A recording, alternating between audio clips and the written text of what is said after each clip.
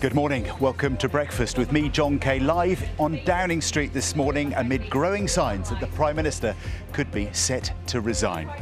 The widespread expectation within government and within the Labour Party is that we could hear Sir Keir Starmer setting out a timetable for his departure as early as this morning. His political rival, Andy Burnham, makes his return to Westminster today after his convincing victory in the Makerfield by-election. Also on Breakfast this morning, a weather warning for extreme heat has come into effect, covering large swathes of England and Wales with record-breaking temperatures due to last until Thursday. Yes, the intense heatwave builds from today. Temperatures widely across England and Wales into the 30s. By midweek, we could be looking at 38 Celsius. I'll bring you all the details shortly.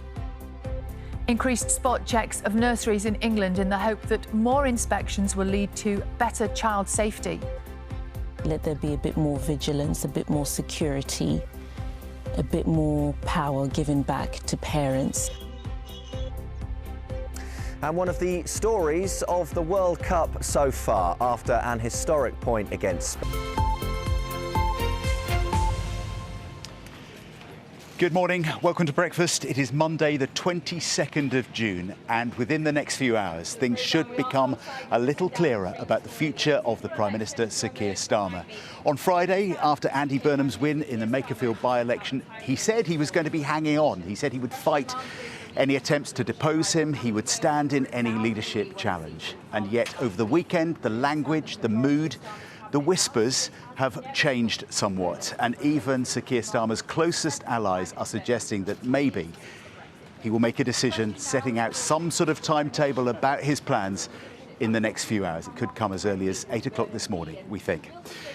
There's been all sorts of messages that we're trying to get our heads around. The President of the United States, Donald Trump, said on X last night that as far as he was concerned, Keir Starmer was about to resign. Then Downing Street had to say, well, that's not based on any conversations that the two men have had. But that's the kind of situation we're dealing with, that right at the very top level, there's a bit of confusion this Monday morning about where we could even be by the middle of the morning. But let's just bring you up to date. If you've not watched much news over the last couple of days, Joe Pike can explain what we think is going on.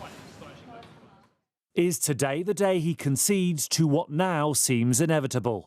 That Sir Keir Starmer's premiership is over.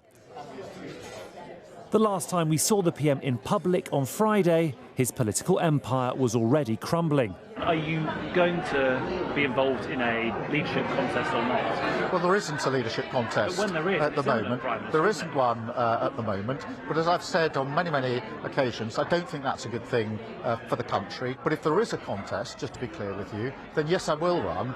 Yet yesterday, the cabinet minister sent out to bat on his behalf didn't rule out a resignation.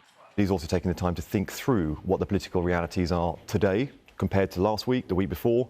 But I know that he's a Prime Minister who always puts country first. At least 4 senior ministers, the Energy Secretary, Home Secretary, Transport Secretary and Foreign Secretary, have now told Sir Keir it's over. It feels like we've come to the end of the road, and that actually just it being as dignified as possible and allowed to be in Keir Starmer's gift a little bit does seem like the very best solution.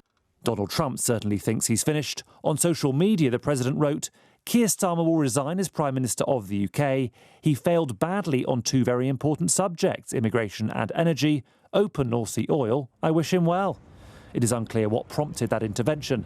Number 10 say the two leaders have not spoken in recent days. Every conversation I've had with senior figures in this government point to one probable eventuality. The man who walked down this street victorious less than 2 years ago may soon be heading in the opposite direction, his authority drained away. And to be honest, many in Labour are now not talking about Keir Starmer, but who and what could be next. 2 years. 2 years. Will former Health Secretary Wes Streeting be true to his word and stand? Hello, Prime Minister! Or will a contest be replaced with a coronation, with the man dubbed the King of the North swiftly getting the crown? We need an economy that works for everybody, not a few in far-off places from here. But for now, the focus is on the next steps of the man on course to be the shortest-serving Labour Prime Minister in history. Joe Pike, BBC News, Downing Street. Well, Henry is going to be here throughout the programme to guide us through whatever might happen. Morning, Henry. What messages are you getting on your phone this morning? Well, John, throughout the weekend, I was hearing from all sorts of people at different levels of the Labour Party, right up to pretty senior figures at the top of this government, who believe that the Prime Minister this morning is going to resign, is going to become the 6th prime ministerial resignation that we see outside that famous black door in the course of just 10 years. However, the Prime Minister spent his weekend at Chequers with his wife, Victoria, and his family. And with any Prime Minister, when they spend time with their spouse at a moment of political difficulty, it's a bit of a black box. You don't necessarily know, even if you're their closest advisors, what the Prime Minister is then going to come out and decide to do. So, look, while it is looking like the end game for Sir Keir Starmer, I think we should emphasise we don't know that it is. But if he were now to say, oh, actually, I'm not resigning, I think there'd be an awful lot of shock in the Labour Party and an awful lot of people who would try to make him resign. And that's the political reality that Peter Kyle, the Cabinet Minister, yesterday said that he was facing up to. And the political reality in terms of timings is that Andy Burnham, fresh from his by-election win, could be arriving at Euston Station in London to take his place in Westminster within the next few hours. Well, and that makes the point that the reason the Prime Minister appears to have run out of road politically is because Andy Burnham is now an MP. It is because so many Labour MPs have decided that their route to electoral salvation is Andy Burnham, is a man who's been Mayor of Greater Manchester for the past 9 years, was of course an MP and a Cabinet Minister before that. Many of those MPs were a bit unsure about him, but the manner of his victory in Makerfield, absolutely routing Reform UK in an area where Reform UK had hammered Labour at the local elections just 6 weeks before, has persuaded hundreds, I think we can say, hundreds of Labour MPs that he is the right option. And that leaves an interesting possibility, which is that if Sir Keir Starmer does resign today, he would presumably start the whistle on a Labour leadership election.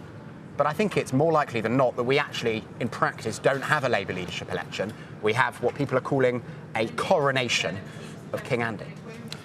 Henry's going to be watching his phone. He's going to be updating us throughout the programme. We're looking out for a lectern, potentially, I suppose, that might be wheeled out within our time. So anything could happen during breakfast this morning. We are poised. The world's media are already at Downing Street for 6 o'clock on a Monday morning. I've never seen it quite this busy so early. But we'll be back with you throughout the programme. But right now, let's get back to Sally and the rest of this morning's news. Morning, Sal. Thanks very much, John. We'll talk to you again very soon. The Met Office has issued an amber warning for extreme heat, covering much of southern and eastern England and parts of South Wales. And from Wednesday, that warning is being extended, with the heat moving a little further north and west to encompass most of Wales, Greater Manchester, Lancashire and Yorkshire. Here's our climate editor, Justin Rolat. Yesterday, the weather, like the football, came in two halves. Hot in the south, cooler up north. But during the week, the heat wave is going to continue to build and expand, warns the Met Office. Temperatures are now expected to rise to a peak midweek, with the extreme heat reaching most of England and Wales. In fact, the all-time high June temperature, 35.6 degrees, could be smashed as temperatures potentially reach a sweltering 38 or even 39 degrees Celsius in some parts of the south. We've always had heat waves, of course. They're a feature of our weather. But sticking with the football metaphor, climate change is making the pitch hotter. Weather is the cause of heat waves, and we've always had heat waves, but climate change is making them hotter, making them more frequent, and making them last longer. The heat that we're facing at the moment is truly exceptional for the time of year. So anomalies of probably up to 10 or 12 degrees above the average. And if heat waves are becoming a more regular fixture, here in the UK, we are all going to have to get much better at staying cool in the heat. Because you only need to look at what is happening in France to see where we're headed. It is experiencing an even more brutal heat wave, with more than a third of the country under a red heat warning today. Temperatures could reach 42 degrees in some places. Justin Rolat, BBC News. Well, let's speak now to our environment correspondent, Jonah Fisher, who is in Butte Park in Cardiff for us. Morning, Jonah. So what exactly does this amber warning mean? Yeah, so this amber weather warning is in place across southern and central England and extends to the west into southeast Wales, into Cardiff. The temperature here is expected to go past 30 degrees later today. Now, the Met Office has this warning system. It's colour-coded, yellow, amber and red. So today is amber in those areas, which is the medium one, if you like. Now, what does amber mean? Well, it's an increased likelihood that severe weather will impact your plans. So in terms of health, it means paying special attention to those who are vulnerable, perhaps the elderly, the young, who might be severely impacted by the hotter weather. And in terms of the general population, just being a bit more aware of possible heat impacts, things like sunburn, dehydration and heat stroke. In terms of infrastructure, there may be impacts on rails, on trains, and also on the roads. Now, just to give you a little bit of a sense of the broader context of all of this, our climate is, of course, warming both globally and here in the UK. And what does that mean? Well, it means that we're going to see more extreme weather events. Now, extreme weather events like this heat wave that we're going to see this week, they're going to be more frequent, they're going to come about more often, and they're going to be hotter, which is what we're of course going to see this week, with the temperatures likely to go above 35 degrees on Wednesday and Thursday. Jonah, thank you very much. Qatari and Pakistani mediators say Iran and America have agreed a roadmap towards reaching a final deal to end their war within 60 days after overnight talks in Switzerland. Iran said there had been major progress in negotiations, while the US is yet to comment. Here's our World News correspondent, Joe Inwood. There were handshakes, although only with the Pakistani and Qatari mediators. But the fact that high-level US and Iranian delegations are in the same room, preparing to discuss the same deal, although not exactly on the same page, is significant. The president has committed us to see a full regional ceasefire. We found great partners in working with the Qataris, the Pakistanis, our friends in Israel. We're all working towards regional peace. Iran has repeatedly said that unless a ceasefire is successfully applied to Lebanon as well, there can be no progress on any other issues. The most important issue in these talks will be the ceasefire in Lebanon. If the cessation of the war in Lebanon is not achieved, it will have a fundamental impact on the Memorandum of Understanding. And this is what they say must end: the widespread destruction of southern Lebanon. Both sides, Israel and Hezbollah, blame the other for violating the ceasefire. Over the weekend, Iran said it had once again closed the Strait of Hormuz in response to Israel's actions. The US denied the vital waterway was shut, but just the suggestion is significant. And so, as negotiators in Geneva try to find a path to peace, by tying any deal to the fate of Lebanon, both Israel and Hezbollah have an effective veto on the entire process. Finding a solution will not be easy. Joe Inwood, BBC News. The airline TUI has been ranked as one of the worst airlines for UK flight punctuality. New data shows that the company's departures from UK airports were on average around 20 minutes and 24 seconds behind schedule last year. TUI said minimising delays remained a top priority. Its least punctual routes were from Birmingham to the Greek island of Zante. A right-wing lawyer and businessman who has been endorsed by Donald Trump has been elected as Colombia's next president, beating his opponent by less than 1% of the vote. Much of the election centred on the country's illegal armed groups, drug trafficking and crime. Australian police have made what they say is the country's largest ever seizure of cocaine. 2.7 tonnes of the drug were uncovered as part of a raid near Western Sydney, where it was being stored in underground bunkers. The drugs have a street value of around £430 million. A recovery operation is continuing this morning to remove 2 damaged trains from the East Midlands main line. A train driver was killed and 100 people were injured when the 2 trains collided near Bedford on Friday. Services between Bedford and London St Pancras are expected to be disrupted for the next week. Simon Browning has this latest report. The devastating wreckage of mangled metal from Friday's fatal train crash. Investigators have remained at the scene this weekend, working at pace, gathering evidence into how it happened. The driver who was killed, 60-year-old Sean Burton, worked for East Midlands Railway. His family said they were devastated by his loss. 100 people were injured during the Friday rush hour collision. 28 people remain in hospital, including 9 in a critical condition.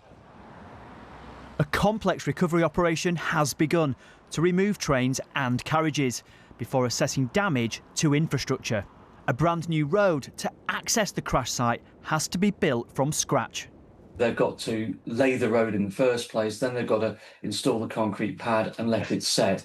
Then they've got to remove the electrification equipment over the main line and finally remove the vehicles. I think they'd be doing well if they're done by the end of the week.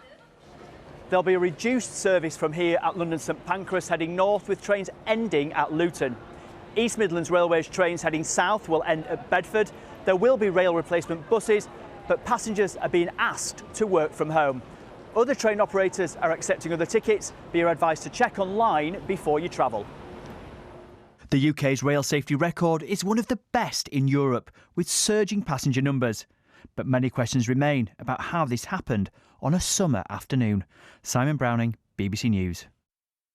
It is 16 minutes past 6. You're watching Breakfast. Simon is with me in the studio this morning. And Simon, we've heard a little bit already about an amber weather warning. Yep. But you're talking about record-breaking temperatures. Yeah, it's not often that we talk about records. And of course, we had the hottest May day on record last month, and that was obliterated by a few degrees. Now, this is the current June maximum, 35.6 degrees, set in the summer of 1976. That's 50 years ago now.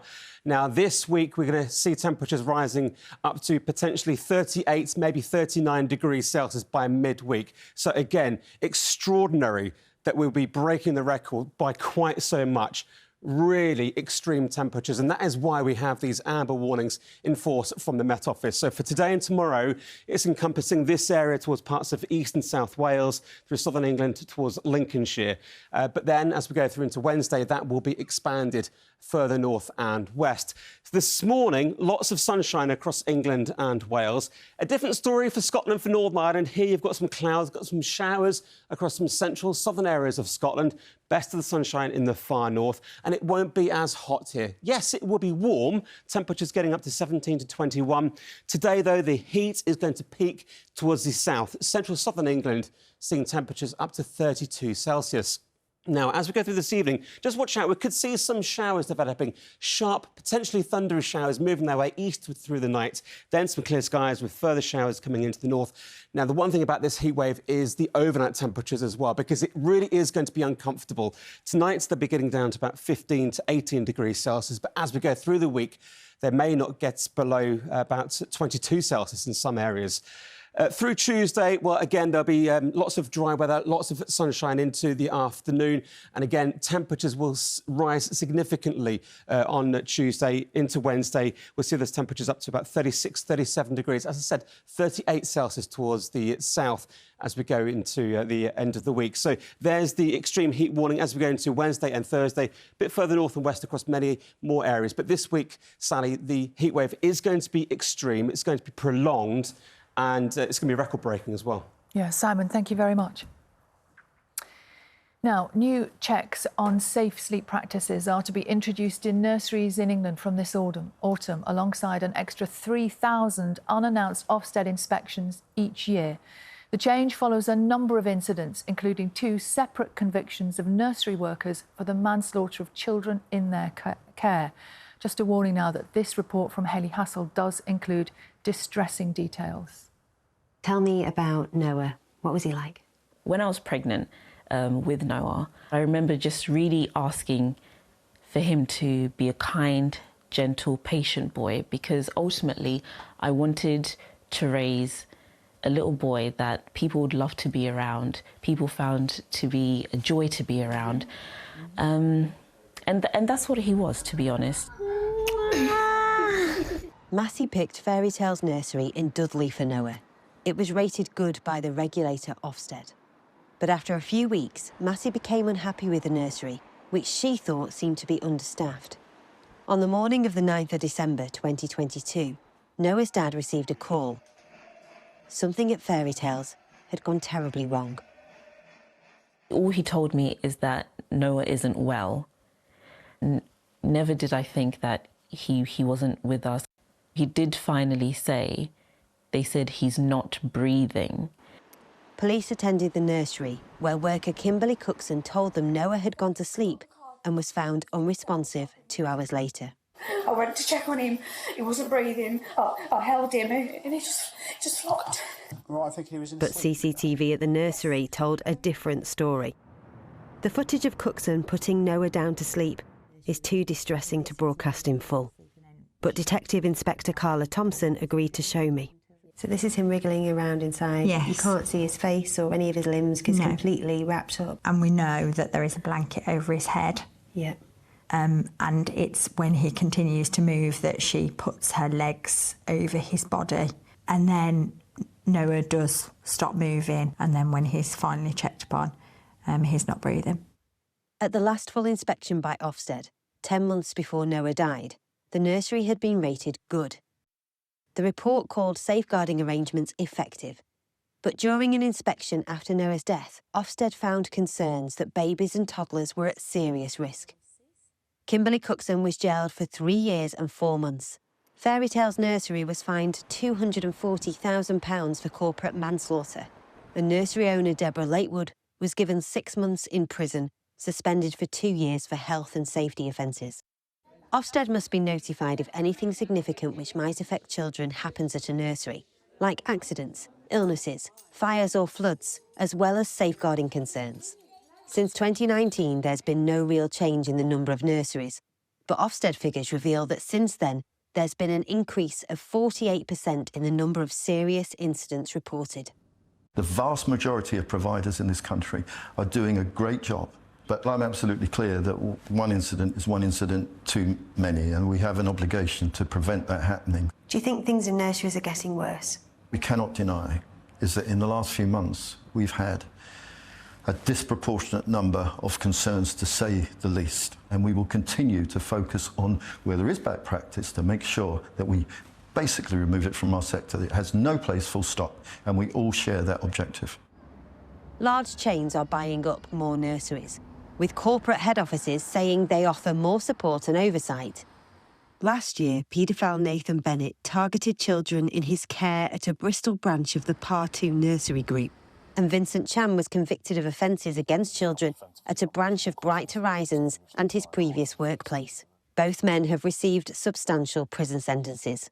At both chains, parents affected say they are concerned that dangerous paedophiles were able to work there. Many families I've spoken to want change, like mandatory CCTV and a new independent reporting body which can spot patterns of complaints across nurseries. I know that nothing can ever bring Noah back or change what's happened, and I'm really sorry for that. But what is it you want now, moving forward? For changes, at least in the childcare system. We've failed Noah. I think I failed Noah. I think the court system, the childcare system has failed Noah, but at least let there be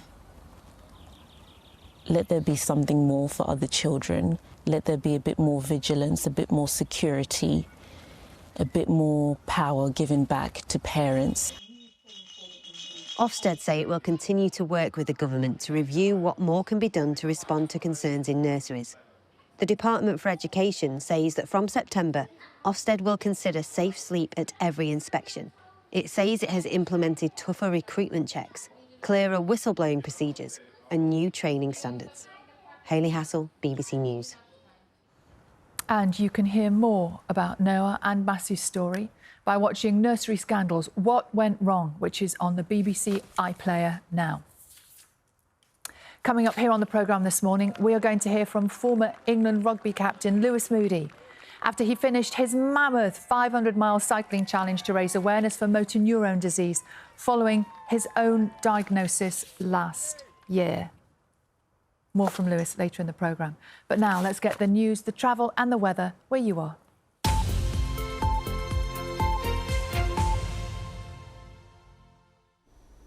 Hello, good morning from BBC London. I'm Victoria Cook. An amber extreme heat warnings now in force across London and the southeast until Thursday. The capital's expected to see the most extreme temperatures. The thermometers likely to reach the high 30s this week, and forecasters are saying we could break the record for the hottest June day. Now, health chiefs are urging people to check on elderly and vulnerable neighbours, and the advice is to avoid exercise in the early afternoon, and there's also a reminder to stay safe near open water. Next, a boy and a girl, both 15 and a 14-year-old boy, are in custody on suspicion of murder after a 17-year-old was stabbed to death in Battersea. Jamal Coombs was found seriously injured on Glycina Road in the early hours of Saturday and died at the scene. Police are appealing for anyone who saw a group of men running in the area to come forward. Train services between St Pancras and Bedford are set to be disrupted until next weekend. It follows the crash on Friday involving two trains heading to London, which left a train driver dead and scores of people injured, several very seriously. Passengers have been told there'll be no East Midlands Railway service south of Bedford, or Thameslink trains won't run north of Luton. Now, a London tenant says they've lost all trust in the rental market here after moving into a furnished flat in Stepney, only to find it infested with bedbugs. Freezy War contacted the BBC only weeks ago to say they'd also fallen victim to a rental scam elsewhere. Their new property managers have apologised and have completed bedbug treatment, but they've told the BBC a flat would never knowingly be let with an infestation. They were above the bed covers. They were sort of crawling towards where the pillows were. I get some tissue from a box, I pick it up, it squishes, it explodes in my hand. In limbo. We're caught between nowhere. We don't know where to sleep, we don't know what to do. Now, let's take a look at TfL's services. Just one thing to mention at the moment, severe delays on the Victoria line, but everything else running well. Now, here's Gillian with the weather.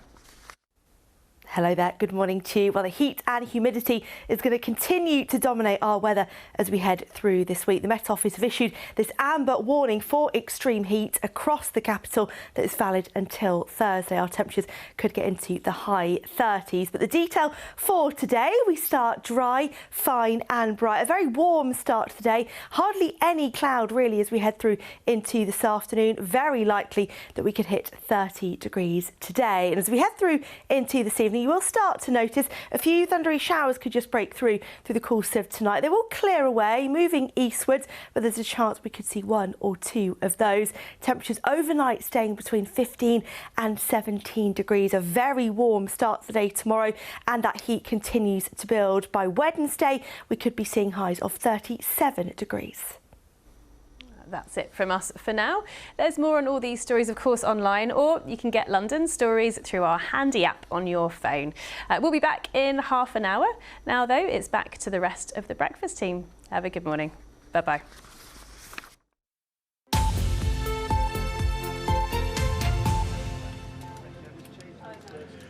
Welcome back to Downing Street this Monday morning, where the Prime Minister, Sir Keir Starmer, is said to be weighing up his political future behind that famous number 10 front door, where Larry the Cat seems to be waiting, like the rest of us, to work out what happens next. The Prime Minister has been at Chequers, the official country retreat, over the weekend with his family, reflecting, talking to colleagues over the phone, deciding what to do. Meanwhile, Andy Burnham, fresh from his by-election win in Makerfield in Greater Manchester, is heading down south to Westminster today to take his seat in the House of Commons and potentially be in a position to challenge for the leadership. We're expecting that there will be some kind of statement, maybe in person, maybe in the street here, from Keir Starmer in the next couple of hours. And not surprisingly, this issue dominating all the front pages of the papers. Let's show you some of the front pages, shall we? Let's start with The Guardian this morning.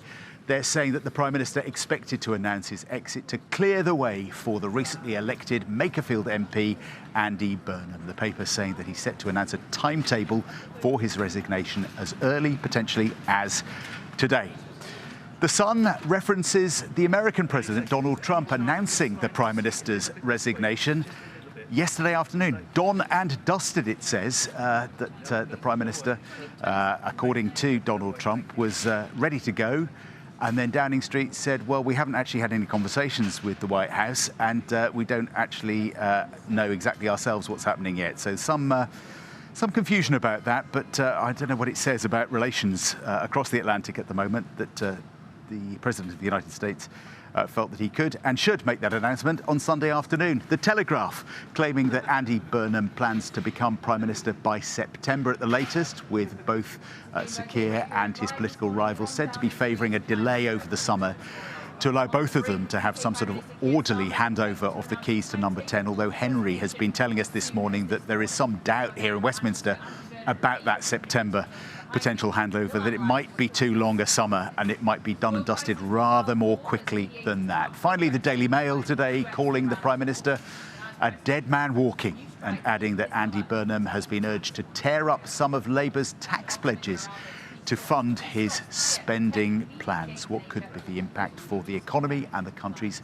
finances on that? So the Prime Minister's fate dominating the papers this morning. I think it might be a good idea right now just to remind ourselves of how we got to this point and go through a timeline. So Sir Keir Starmer was elected leader of the Labour Party in April 2020. So that was just after the start of the COVID pandemic. We're in lockdown. Do you remember he gave his victory speech, his acceptance speech, over a remote camera on his own rather than to crowds, taking over from Jeremy Corbyn and vowing to regain voters' trust and take the party back into government. And he achieved that mission at the next general election in 2024, becoming Prime Minister as Labour won a commanding majority of 290 MPs. That was in July 2024. But since then, Keir Starmer's personal popularity has hit historic lows. There were devastating defeats, notably in last month's local and national elections. And then last week, only Friday, Andy Burnham won the Makerfield by-election in convincing fashion. The now former Mayor of Greater Manchester returns to Manchester today. He could be sworn in this afternoon in the Commons chamber, and we know that he hopes to become Prime Minister, to challenge Sir Keir Starmer in some way or another. And that challenge, just the talk of it, could be the final nail in Sir Keir's coffin. So, what happens now? That question has been asked to lots of Labour MPs and ministers and insiders over the weekend. Here's just a snapshot of what some of them have had to say to the BBC. I believe that Keir Starmer should set that timetable. I think it should be a short timetable because we need to move on to the future. And the longer he leaves it, then, of course, that means that there will be more speculation about exactly what's happening. Because our threat in a few years' time is going to be reform. We haven't done so well at the local elections, one of the reasons why I asked for the Prime Minister to stand down. We need a message of hope and change that can defeat them. And Andy has shown how he can do that. So I don't think it's the right time for a contest. I think we're delivering the change people voted for. That's what I want to see this government continue, and I want to see Andy Burnham back in this government, round the table, part of that strong team we know we've got in Westminster. Clearly, the message from the electorate has been that they want to see a change of direction from Labour. They want to see us delivering decisive policies. I'm so frustrated with the way that Westminster works and how it just does not have a focus on places like Hartlepool and places like Makerfield. Andy Burnham's different. He gets it. We've got that stability and we're going in the right direction, and I would love to have tried, to really solidify that. We're only 2 years into a 5-year term and we should have had that time to do what we wanted to do. There's a range of opinion from inside the Labour Party. Well, we're joined now by Emma Burnell, who's the editor of Labour List, which is a news website which supports, but which is independent from Labour, but you've got your ear to the ground. What are you hearing this morning? Is he going to resign? I mean, we know as much as everybody else, to be completely honest. I think there's about 4 people in the country maybe who knows where Keir Starmer's head is at this morning, one of whom is Keir Starmer. But I think that given the momentum, given the fact that the story hasn't been squashed over the weekend, given the way that Peter Kyle, who is a cabinet minister, was not pressing that story down, I think it feels very inevitable, yeah. Because I mean, the media is here in force. There are reporters and presenters here from across Europe, around the world. Yeah, if you're inside Downing Street, you would want to stop that happening if it wasn't going to happen, right? Yeah, absolutely. I mean, media management is a core part of politics. Keir Starmer has been sometimes criticised for lacking a sense of communication, but I think even they would have gone, we'll make, if there was a non-story, they would have told us that by now and we could have all slept in. Instead, we're here with Larry the cat. Absolutely. Got your photograph as well. You're taking your selfie. I have. Tell us then, so if what we're assuming is going to happens in the next few hours and we get a lectern moment and Keir Starmer outlines his plan, what do you think that plan will be? Do you think he would walk away with immediate effect? Do you think he'd delay for a few weeks or even months? I don't think he'd walk away with immediate effects. I don't think anything that we know about the man and his sense of public duty and his sense of propriety would have him kind of strop off, as it were. Andy Burnham isn't even an MP yet. I think that there will be some time. Whether that time includes a contest or not, it seems increasingly less likely just because of the momentum behind Andy Burnham. The convincing nature of his win in Makerfield has just made it feel like any contest would be almost, sort of pointless. But I do think that there will be some time to transition, some time for whoever it is, let's say Burnham for now, to put together their team, both their staffing team and also who they want to sit in their cabinet, who their ministers would be. And yet we know that some senior members of the Labour Party, including Wes Streeting, who'd love to have had a go himself, are not very keen on a coronation of Andy Burnham. They would at least like a debate about ideas and policies and the future. I think one of the things that has been a fairly constant but under the level criticism is that debate has stifled within the Labour Party. There hasn't been space to explore ideas. We all have the same values, but the way that we might want to implement them are quite different sometimes. The question, I think, that will be fundamentally on the minds of the Labour MPs whose decision that would be, are there enough to put together to say, no, we want there to be a leadership contest, will be, can we have a debate of ideas that is separate and more ongoing, frankly, behave like a political party, people who have joined something because they're interested in ideas on an ongoing basis, without that then being a battle of personalities between two leaders, which can often feel very divisive. And yet there'll be people out there watching this morning who voted Labour and say, you don't need to talk about ideas and policies. We voted for a manifesto less than 2 years ago. Whoever is leader should stick to that plan. Is that feasible for Andy Burnham, say, to come in and stick to Keir Starmer's old agenda? Well, I think the manifesto itself gives quite a lot of leeway. The thing about a manifesto, it's a very broad document. It says we're going to do X, Y, and Z, but it doesn't always say how. It doesn't say which things are going to come first. There's a sense of prioritisation that if Andy Burnham comes in and says, these are the bits of the manifesto I think we should be focused on, I'm going to be laser focused on delivering.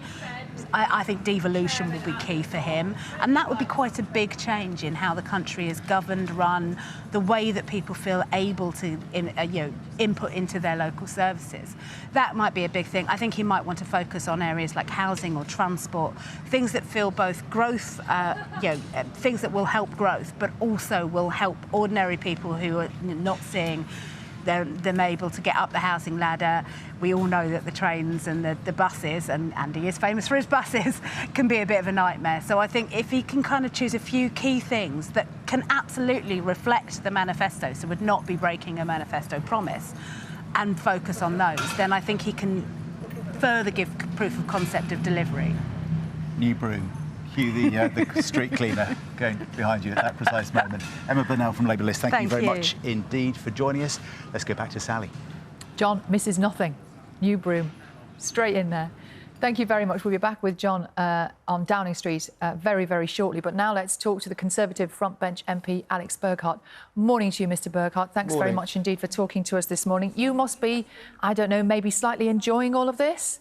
No, I'm not really. I think it's quite tragic, to be honest. It's, you saw this group of Labour MPs fight very hard to get into power after 14 years in opposition, and within 2 years they've completely blown it, and they've lost the confidence of the country, and they've failed in what they set out to do. And I know that in moments like this you're probably supposed to have some type of political sort of schadenfreude, but I just think it's very bad for the United Kingdom, and I'm afraid that what's going to come next isn't going to make it any better, that we're going to have a period of uncertainty. Hopefully that won't be too long, but it may be many months, and that's going to be bad for the economy. And then I think we're going to have a Labour leader who just won't be able to solve the problems because there aren't any, Labour-style solution to these problems. There's, tax is too high, growth is too low, the cost of energy is too high, and until these things are fixed, there's still going to be an economic problem in this country. But you must, though, having listened to what you've just said, you must, though, welcome at this point a change of leadership? Oh, I think Keir Starmer is a completely busted flush, and I suspect that, as is often the way in these scenarios, he's been the last person to realise that the game is up. But if the reports that you've made this morning are accurate, then I think the realisation is sinking in now. Your own party went through 6 prime ministers in 6 years. Is this just what we expect from politics now? That when things aren't going well, the leadership has to change? And we can't be a country that changes its prime minister every few years, and that's absolutely. We are. No, you're right. I mean, that's what's been happening.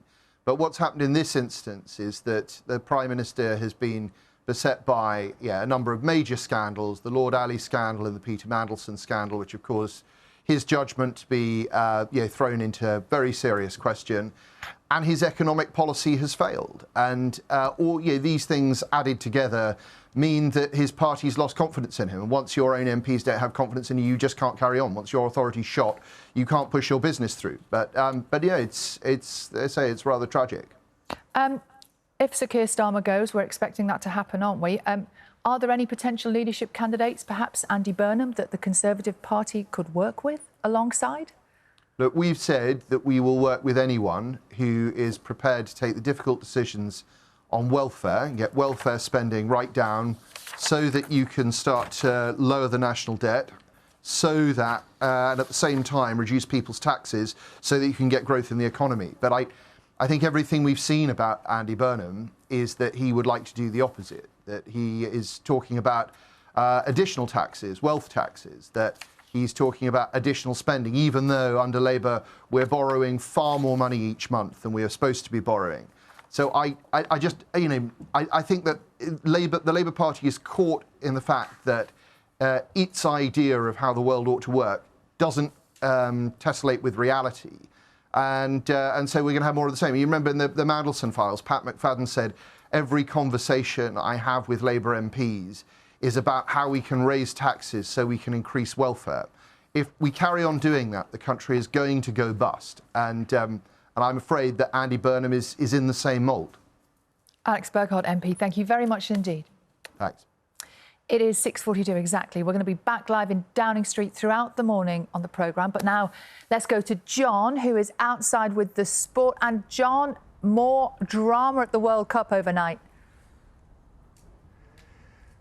Yes, a very good morning, Sally. Hello, everybody. A beautiful morning out here in the piazza this morning, and the sun is clearly shining, as it so often does, on the tiny island nation of Cape Verde. You talk about the drama, Sally. Well, they are delivering it in abundance at this tournament so far. They have secured another draw. It is their second point of this World Cup so far. They've scored their first World Cup goals.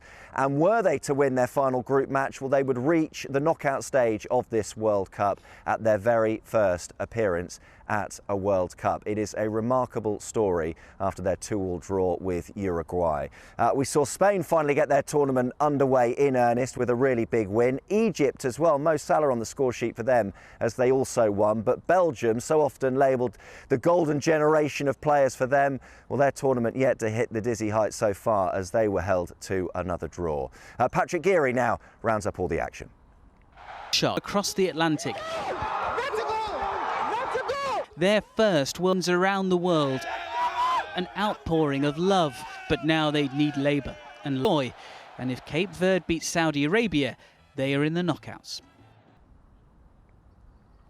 And we will, of course, see what England can produce in their second group game when they prepare to face Ghana in Boston tomorrow. Now, this one has created something of a talking point at the World Cup, that of the Manchester City player Jeremy Doku, who's requested to his team that he can return home to attend the birth of his first child. Now, it's been met with widespread criticism, but one of the players who's rushed to his defence is that of the England player Ollie Watkins, who said if Doku wants to return home to be with his family, despite it being in the middle of the World Cup, he should be allowed to do so. to miss that would be tough, and I see where he's coming from. I think he has all right to go back and be there. You know, I think we're very privileged men at the end of the day, and I'm sure he will have a lot of support to be able to get back and get there as quickly as possible. Make sure he's there to support her, and then fly back out. So I don't think it's anyone else's business what he gets up to after training, and yeah, I think if he goes back and does that, I think that's fair enough. Yes, Ollie Watkins there jumping to his defence. Now this story this morning will perhaps come as no surprise when you consider that Serena Williams had said she would be returning to play doubles, as she did at Queen's, but she has confirmed that she will be playing singles and will do so at Wimbledon. The 23-time Grand Slam champion will be playing at the All England Club at the age of 44. She's accepted a wildcard spot in the singles. An event she's won 7 times before. She played 1 doubles match at Queen's earlier this month, but hasn't played a singles match in 4 years. She will be one of the star attractions, won't she, when she shows up at Wimbledon next week today.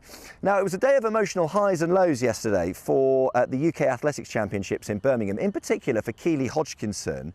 Have a look at these pictures. She pulled out of the 400 metres moments before the race was due to start. You could see she was clearly emotional.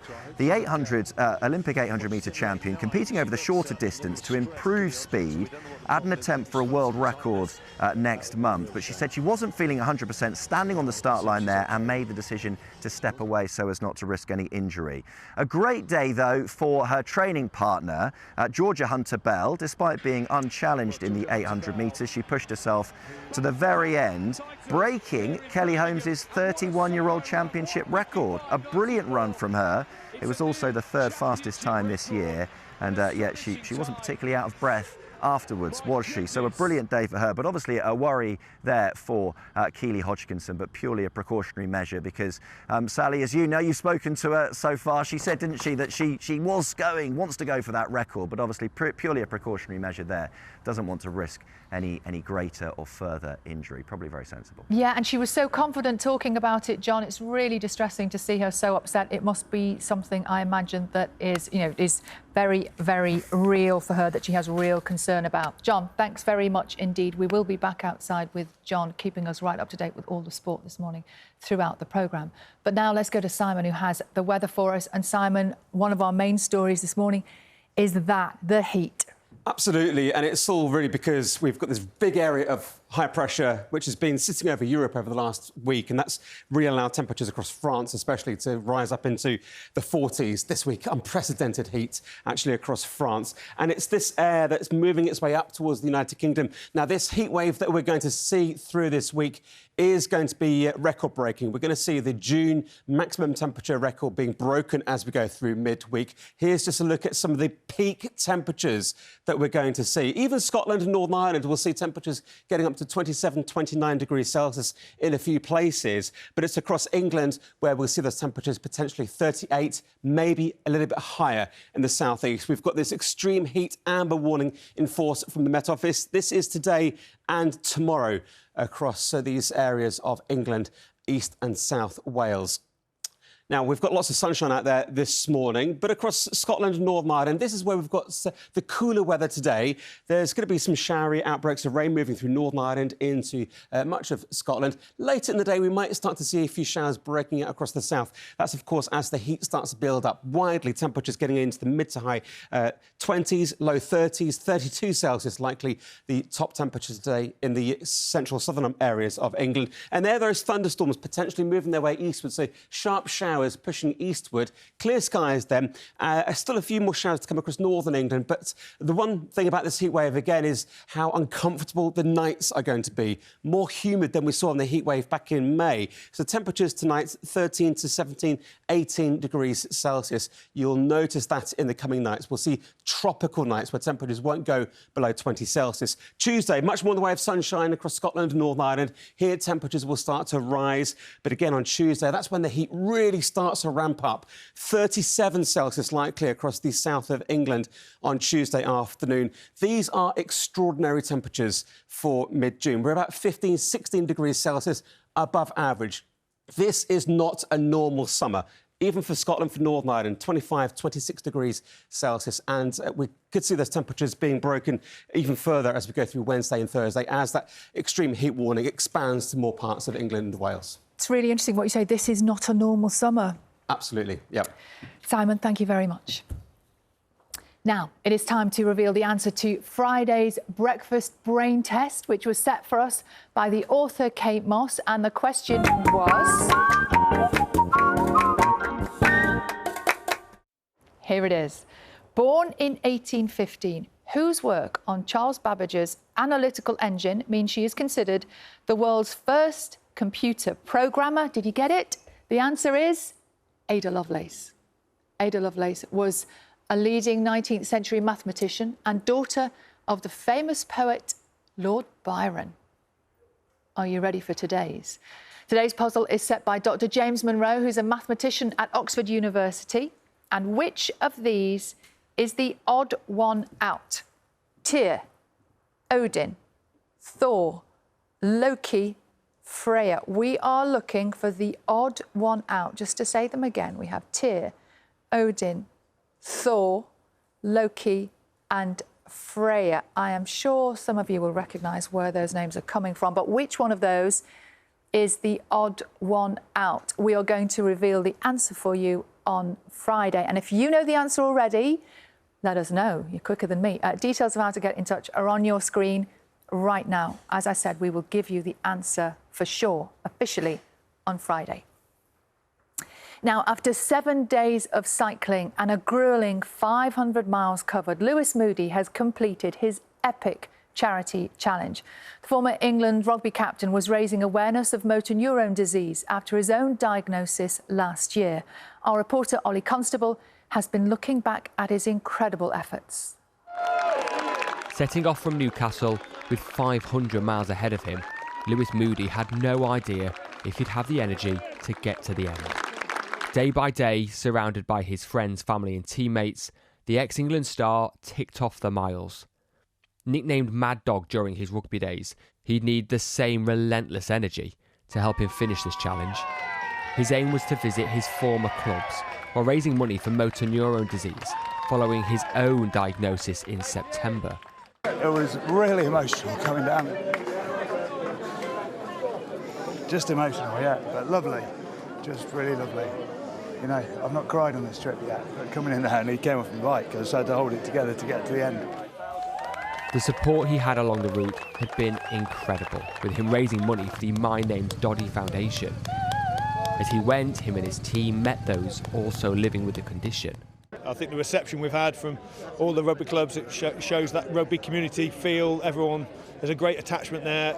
We're trying to raise some funds. There's lots of good things going on with MND at the moment, and where the funds can help and the more we can do puts everyone in a better place.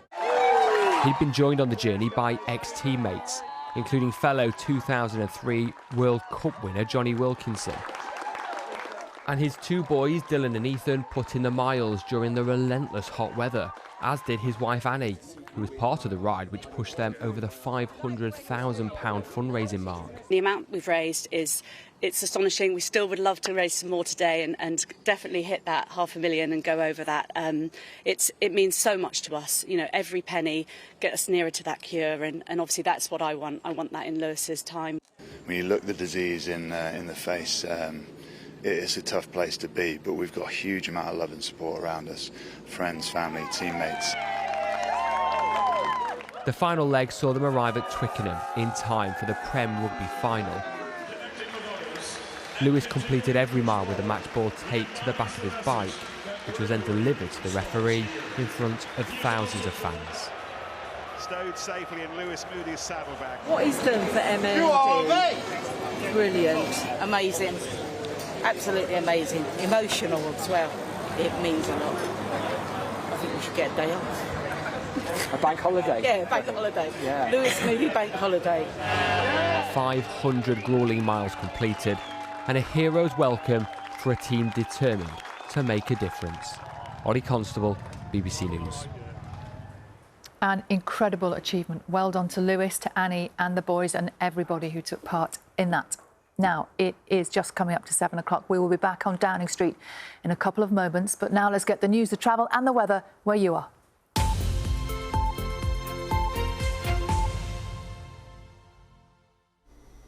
Hello, good morning from BBC London. I'm Victoria Cook. First, an amber extreme heat warning is now in force across London and the South East. That's until Thursday. The capital's expected to see the most extreme temperatures.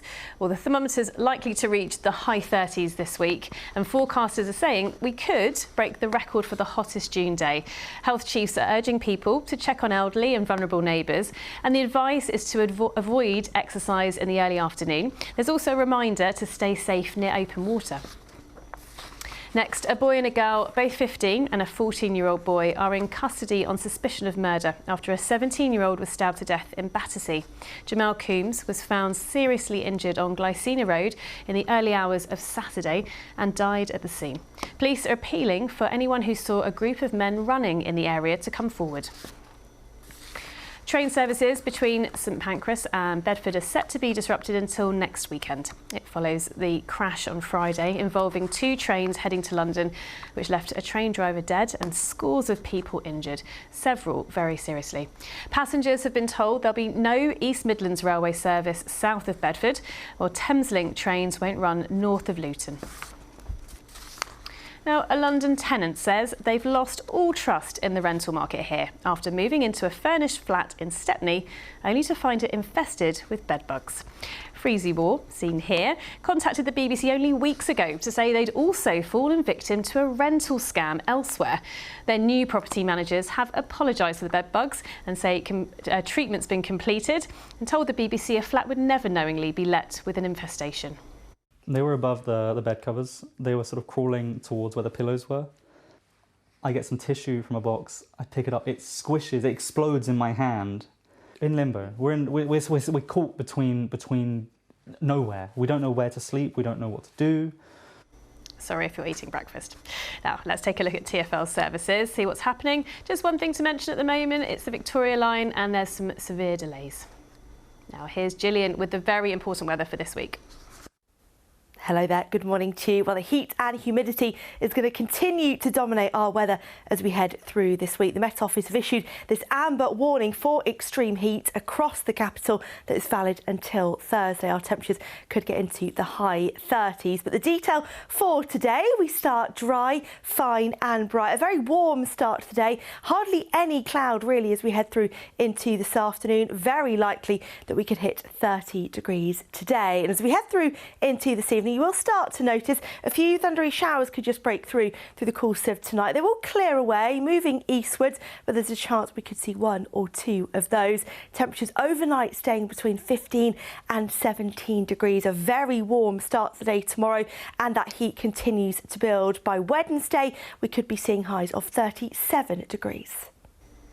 Well, that's it from us for now. We'll be back in half an hour. Now, though, back to the rest of the breakfast team. Bye-bye.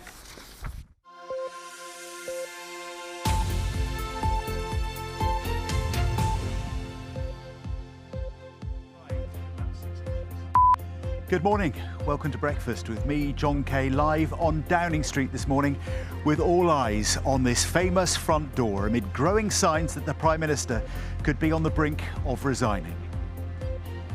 The widespread expectation within government and within the Labour Party is that we could hear Sir Keir Starmer setting out a timetable for his departure as early as this morning.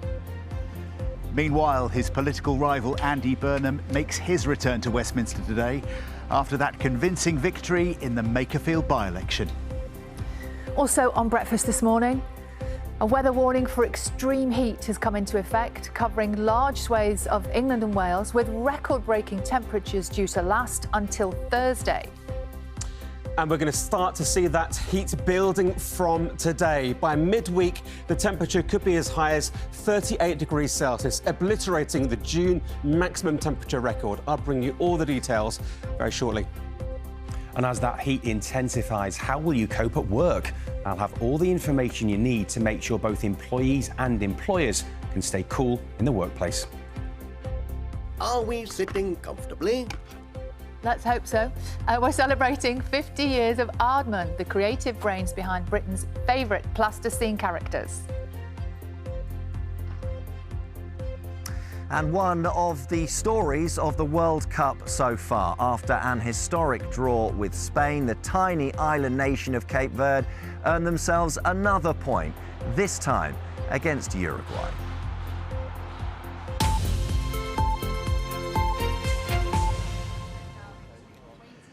Good morning, everybody. It is Monday, the 22nd of June. Good morning from Downing Street, where Sir Keir Starmer is expected to make some sort of announcement this morning about whether or not he's going to stand down as Prime Minister, maybe as soon as today.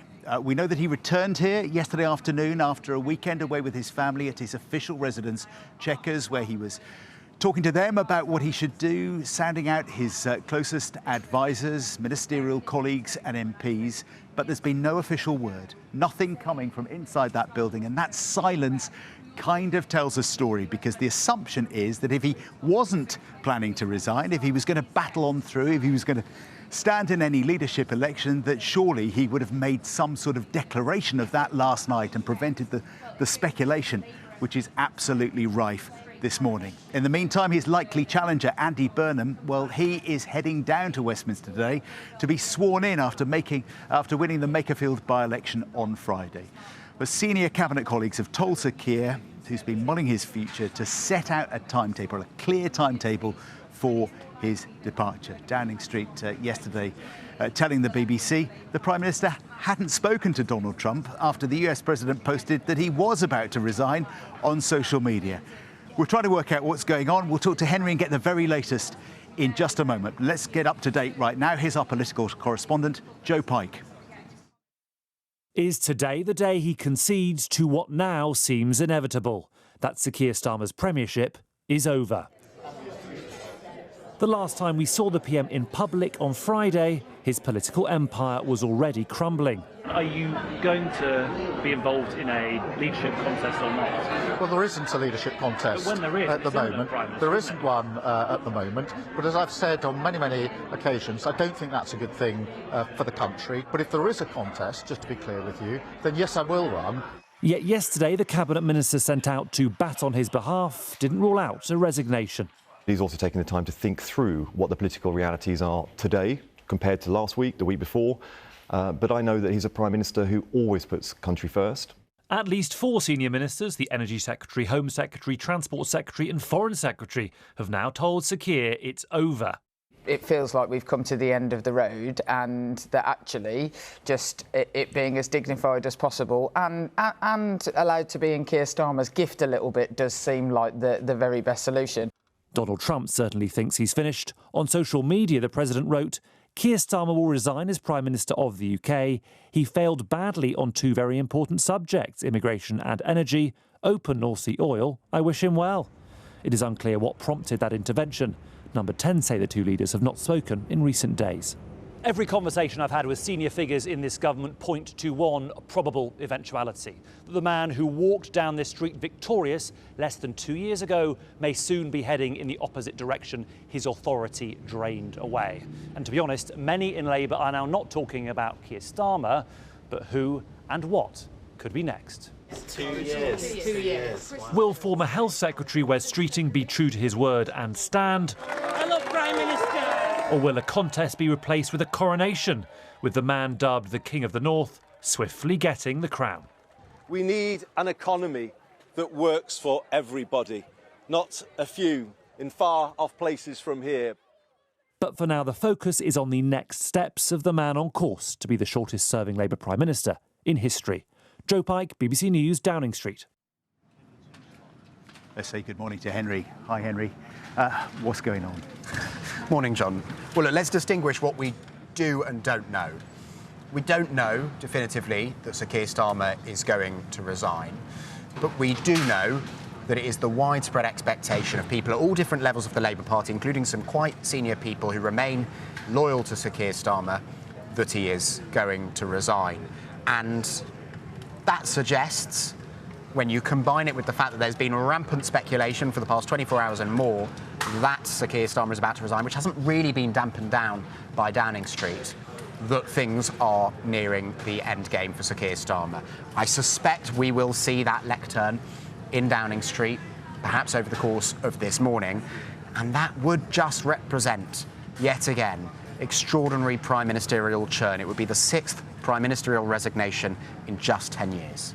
And in terms of the timings today and then potentially the timings beyond today, so it could be this morning, and then what happens? Will he just walk away from Downing Street and that's it, done? Or well, he won't walk away today. He won't walk away today. That's not the speed at which prime ministerial transitions happen. But it could happen quite quickly, or it could be a matter of months.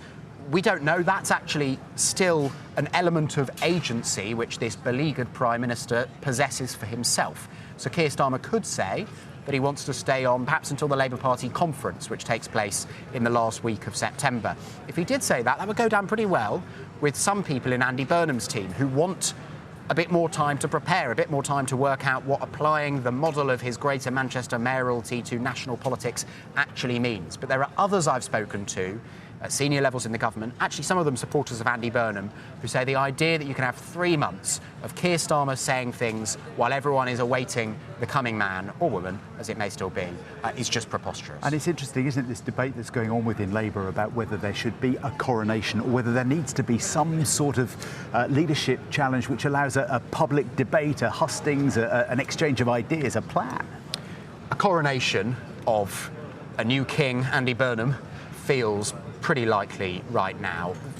Look, we should remember it's only a few weeks ago that Wes Streeting quit as Health Secretary, saying that he wanted to stand for the leadership, but that he wanted to wait until Andy Burnham was back in Parliament.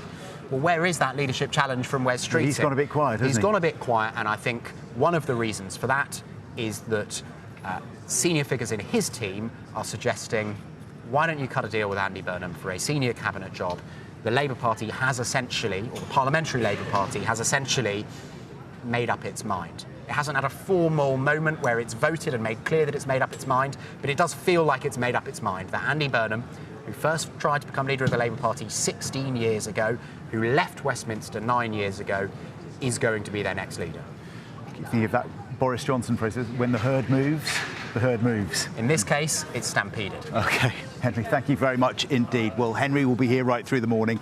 We will come straight back to you, Sally, if we get any news or if we see any signs of any lecterns being rolled into place. But right now, Sally's got the rest of this morning's news. Hiya. Thank you, John. We'll talk to you again very soon. Now, the Met Office has issued an amber warning for extreme heat. It covers much of southern and eastern England and parts of South Wales. And from Wednesday, that warning is being extended, with the heat moving a little further north and west to include most of Wales, Greater Manchester, Lancashire and Yorkshire. Here's our climate editor, Justin Rolat. Yesterday, the weather, like the football, came in 2 halves. Hot in the south, cooler up north. But during the week, the heat wave is going to continue to build and expand, warns the Met Office. Temperatures are now expected to rise to a peak midweek, with the extreme heat reaching most of England and Wales. In fact, the all-time high June temperature, 35.6 degrees, could be smashed as temperatures potentially reach a sweltering 38 or even 39 degrees Celsius in some parts of the south. We've always had heat waves, of course. They're a feature of our weather. But sticking with the football metaphor, climate change is making the pitch hotter.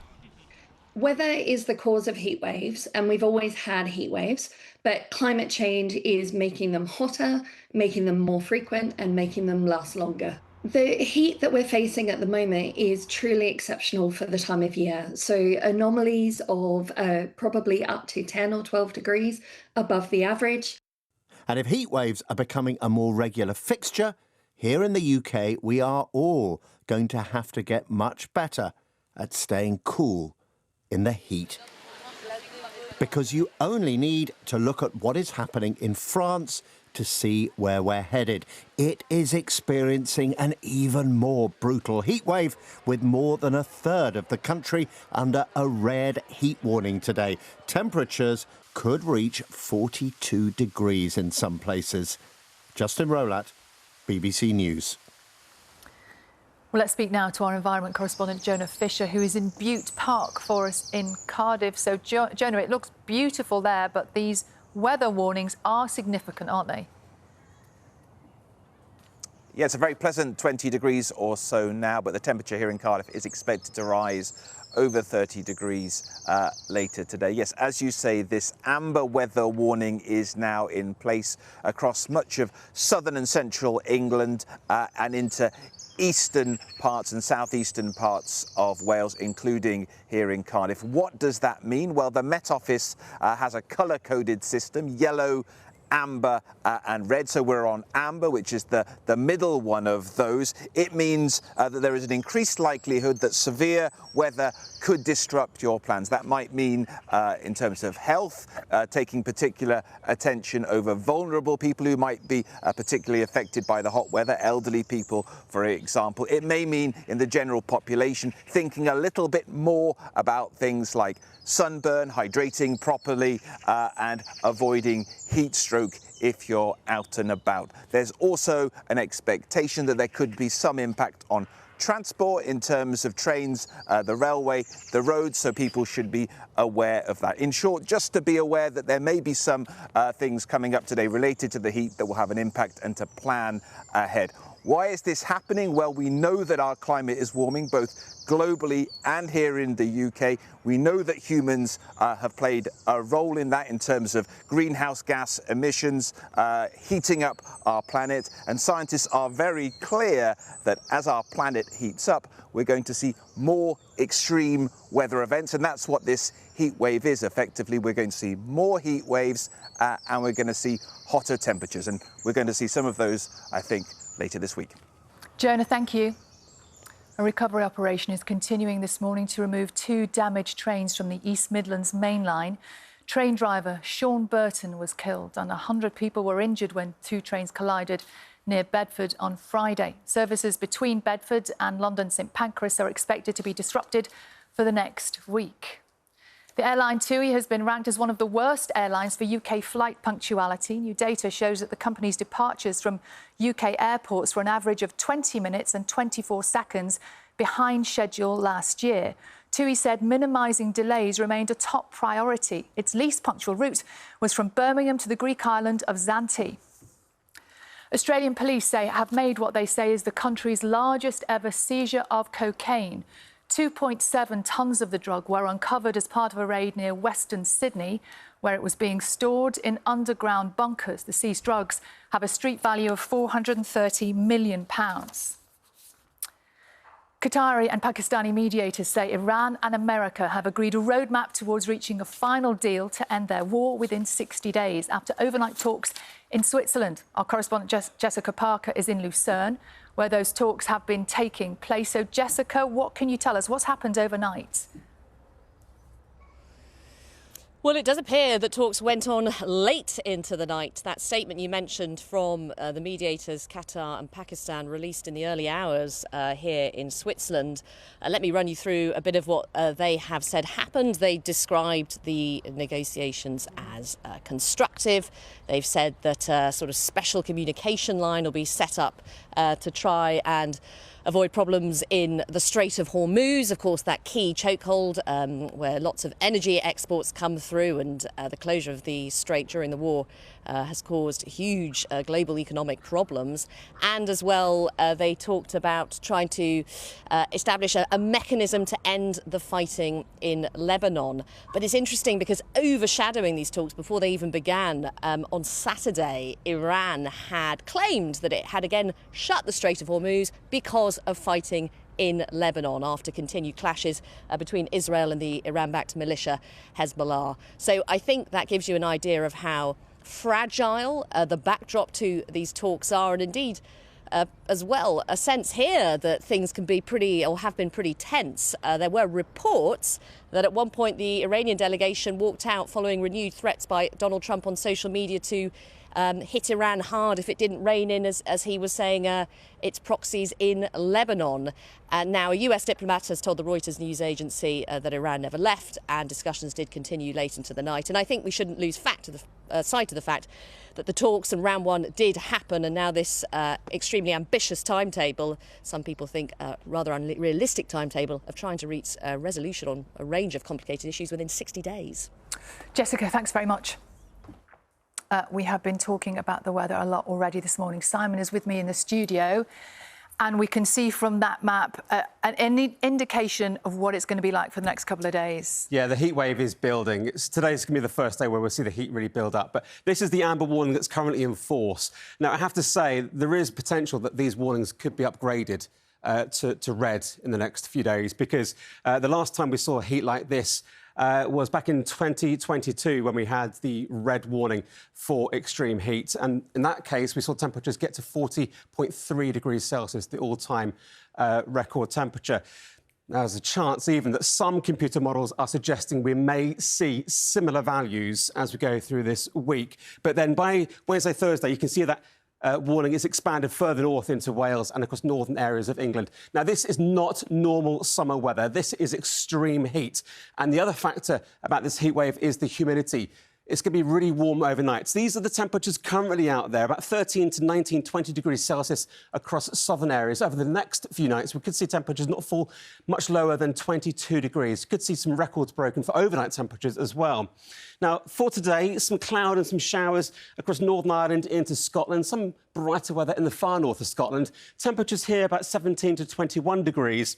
Across England and Wales, the peak of the temperatures are likely across the south, 32 Celsius into this afternoon. By this evening, the heat could just trigger off a few sharp showers, maybe the odd rumble of thunder moving its way eastward. A few showers across northern areas of England tonight as well. It is going to be an uncomfortable night for sleeping across many areas, particularly further south, where we'll see temperatures no lower than 17 or 18 degrees Celsius. And then into Tuesday, well, there'll be a lot more sunshine across the UK, including Scotland and Northern Ireland, where it will warm up. It will be significantly warm for Cyprus across Scotland and Northern Ireland, but it's England and Wales. On Tuesday, temperatures really ramping up to about 36, 37 degrees Celsius. Now, the June record is 35.6, so we can easily break that tomorrow. Then again on Wednesday, potentially then again on Thursday. As I said, Sally, this is not normal summer weather. This is pretty extreme. Simon, thanks very much indeed. And I know we're going to be talking to you throughout the programme should that change. Back to our main story now, and there are growing signs that today we could see the Prime Minister set out a plan to stand down. At least 4 of Sir Keir Starmer's cabinet ministers are known to have urged him to give a timetable for his departure. Let's talk more now about the Prime Minister, the man himself, and what he might be thinking with his biographer, Tom Baldwin. Morning to you, Mr. Baldwin. I know you have spent a lot of time with the Prime Minister, many, many hours, interviewing him for your book about him.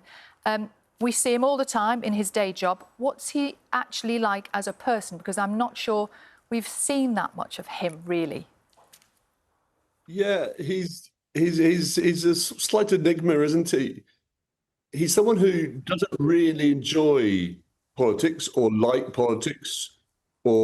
that sort of arm-twisting, transactional thing that they do in politics, or that posing thing they do. He's in politics, I think, for the right reasons, which he believes he's got a duty to try and make the country a better place. And the rest of it, he sometimes thinks is a bit unnecessary. Maybe that's been his undoing to some extent. But in many ways, he's much more like the British people themselves, who don't much like politics, don't much like politicians.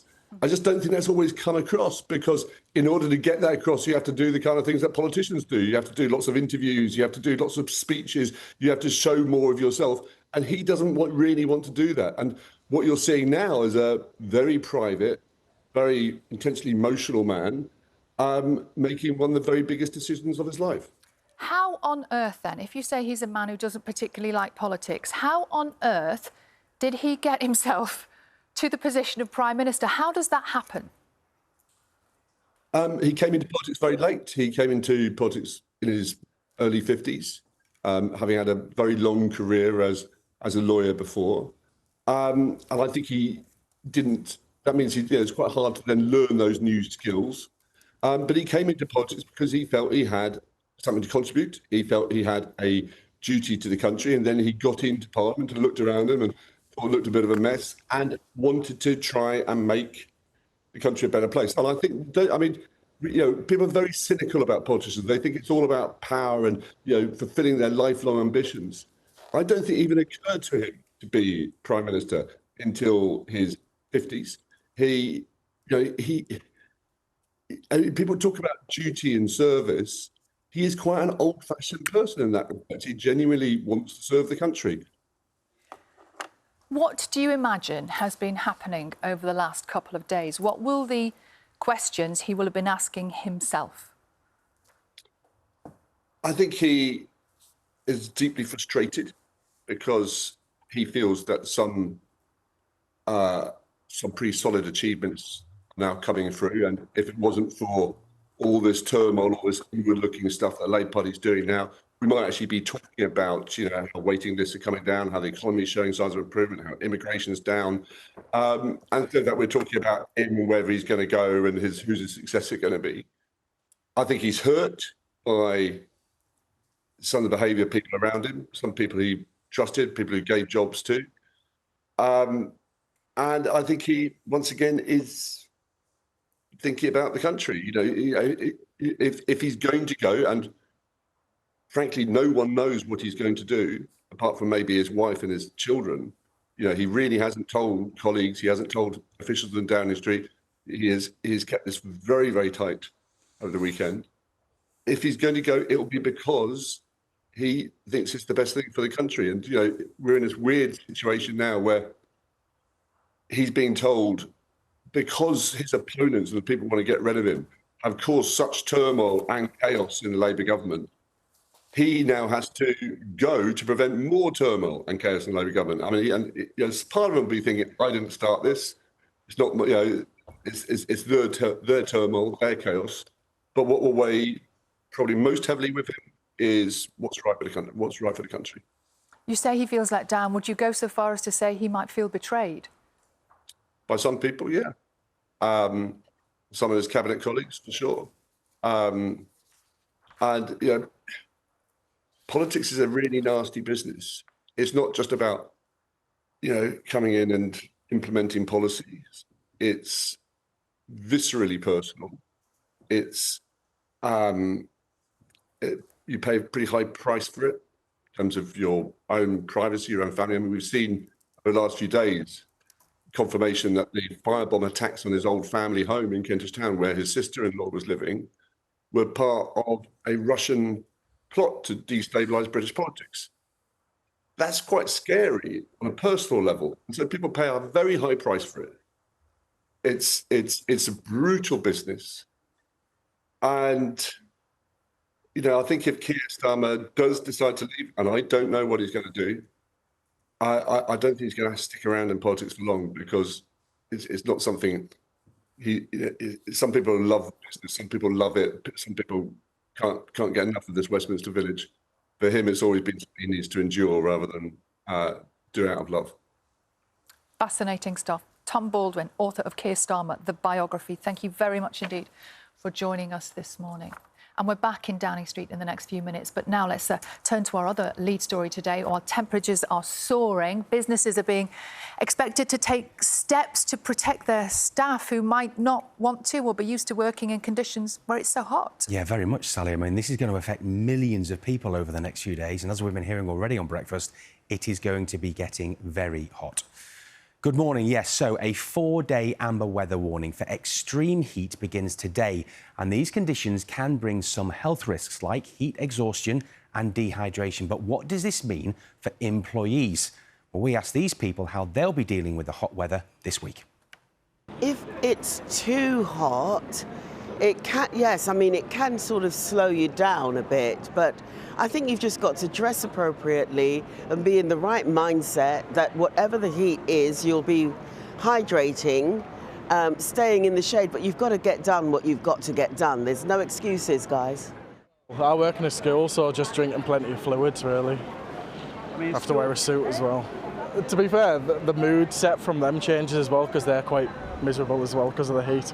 So managing that's going to be quite difficult, but we get through it. We have good air conditioning in our building, so that's kind of great. I mean, I normally bring it to work with me, but I think next week I'm going to have to just work from home more to kind of cope with that because there's no way I can put her on a tube or a bus. So what does the law say then? Well, in Spain, for example, the maximum legal working temperature indoors is 27 degrees Celsius for sedentary work, so like if you're sat at a desk, for example, and 25 degrees for light physical work. But here in the UK, there is no such legal limit. Instead, it's guidance from the Health and Safety Executive, which says a workplace's temperature must be reasonable and have clean and fresh air. And it's employers who are responsible for adapting the workplace if temperatures start to rise. Now, this could include improving ventilation and air conditioning and letting staff work flexible hours if possible, relaxing formal dress codes and moving desks away from hotspots or out of direct sunlight. Well, that can help as well. Now, the Health and Safety Executive also encourages staff to talk to their bosses if their workplace isn't comfortable.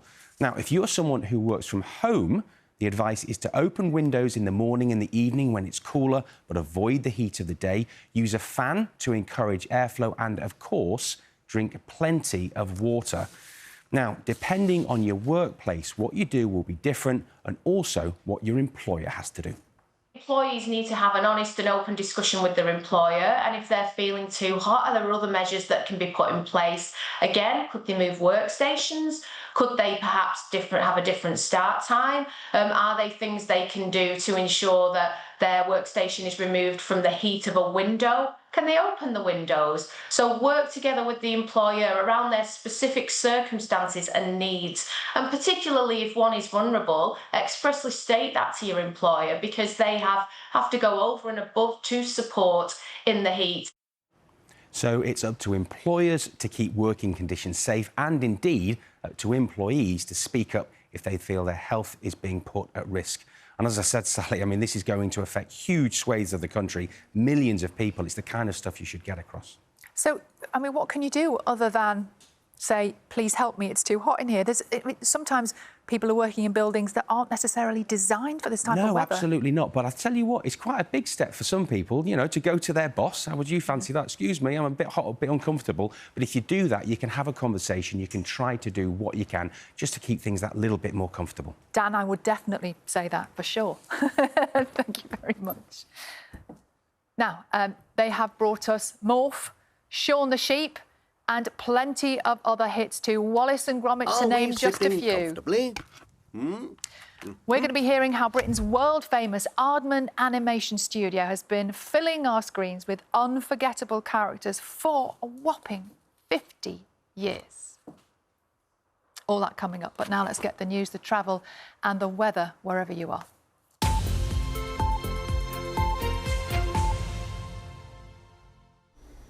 Hello, good morning from BBC London. I'm Victoria Cook. First, an amber extreme heat warnings now in force across London and the South East until Thursday. The capital's expected to see the most extreme temperatures. The thermometer's likely to reach the high 30s this week. The forecasters are saying we could break the record for the hottest June day. Well, health chiefs are urging people to check on elderly and vulnerable neighbours, and the advice is to avoid exercise in the early afternoon. There's also a reminder to stay safe near open water. Next, train services between St Pancras and Bedford are set to be disrupted until next weekend. It follows the crash on Friday involving 2 trains heading to London, which left a train driver dead and scores of people injured, several very seriously. Passengers have been told there'll be no East Midlands railway service south of Bedford, while Thameslink trains won't run north of Luton. The High Court's issued an injunction banning antisocial drivers from performing dangerous stunts and organising car meetings in parts of central London. Just a warning, these next pictures will show you how some flashing images. Well, the action was brought by Westminster City Council, and it follows frequent unofficial gatherings like this late at night, where drivers perform tricks as crowds watch on.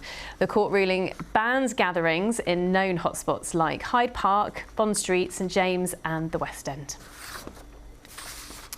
Now, a London tenant says they've lost all trust in the rental market here after moving into a furnished flat in Stepney, only to find it infested with bedbugs. Freezy War, seen here, contacted the BBC only weeks ago to say they'd also fallen victim to a rental scam elsewhere. Their new property managers have apologised and have completed bedbug treatment and told the BBC a flat would never knowingly be let with an infestation. They were above the bed covers. They were sort of crawling towards where the pillows were. I get some tissue from a box, I pick it up, it squishes, it explodes in my hand. In limbo. We're caught between nowhere. We don't know where to sleep, we don't know what to do. Let's take a look at TfL's services now. Severe delays on the Victoria line and minor delays on the Bakerloo line. Now, here's Gillian with the weather. Hello there, good morning to you. Well, the heat and humidity is going to continue to dominate our weather as we head through this week. The Met Office have issued this amber warning for extreme heat across the capital that is valid until Thursday. Our temperatures could get into the high 30s. But the detail for today, we start dry, fine and bright. A very warm start to the day. Hardly any cloud really as we head through into this afternoon. Very likely that we could hit 30 degrees today. And as we head through into this evening, you will start to notice a few thundery showers could just break through the course of tonight. They will clear away, moving eastwards, but there's a chance we could see one or two of those. Temperatures overnight staying between 15 and 17 degrees. A very warm start to the day tomorrow, and that heat continues to build. By Wednesday, we could be seeing highs of 37 degrees. That's it from us. Bye-bye.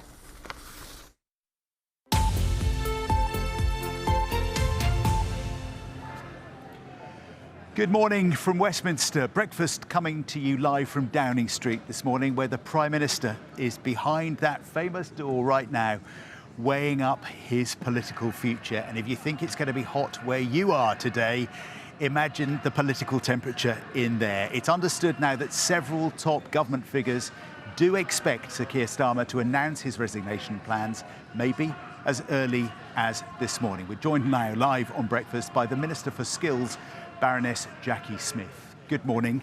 Is that your understanding that the Prime Minister is set to make an announcement about his future imminently?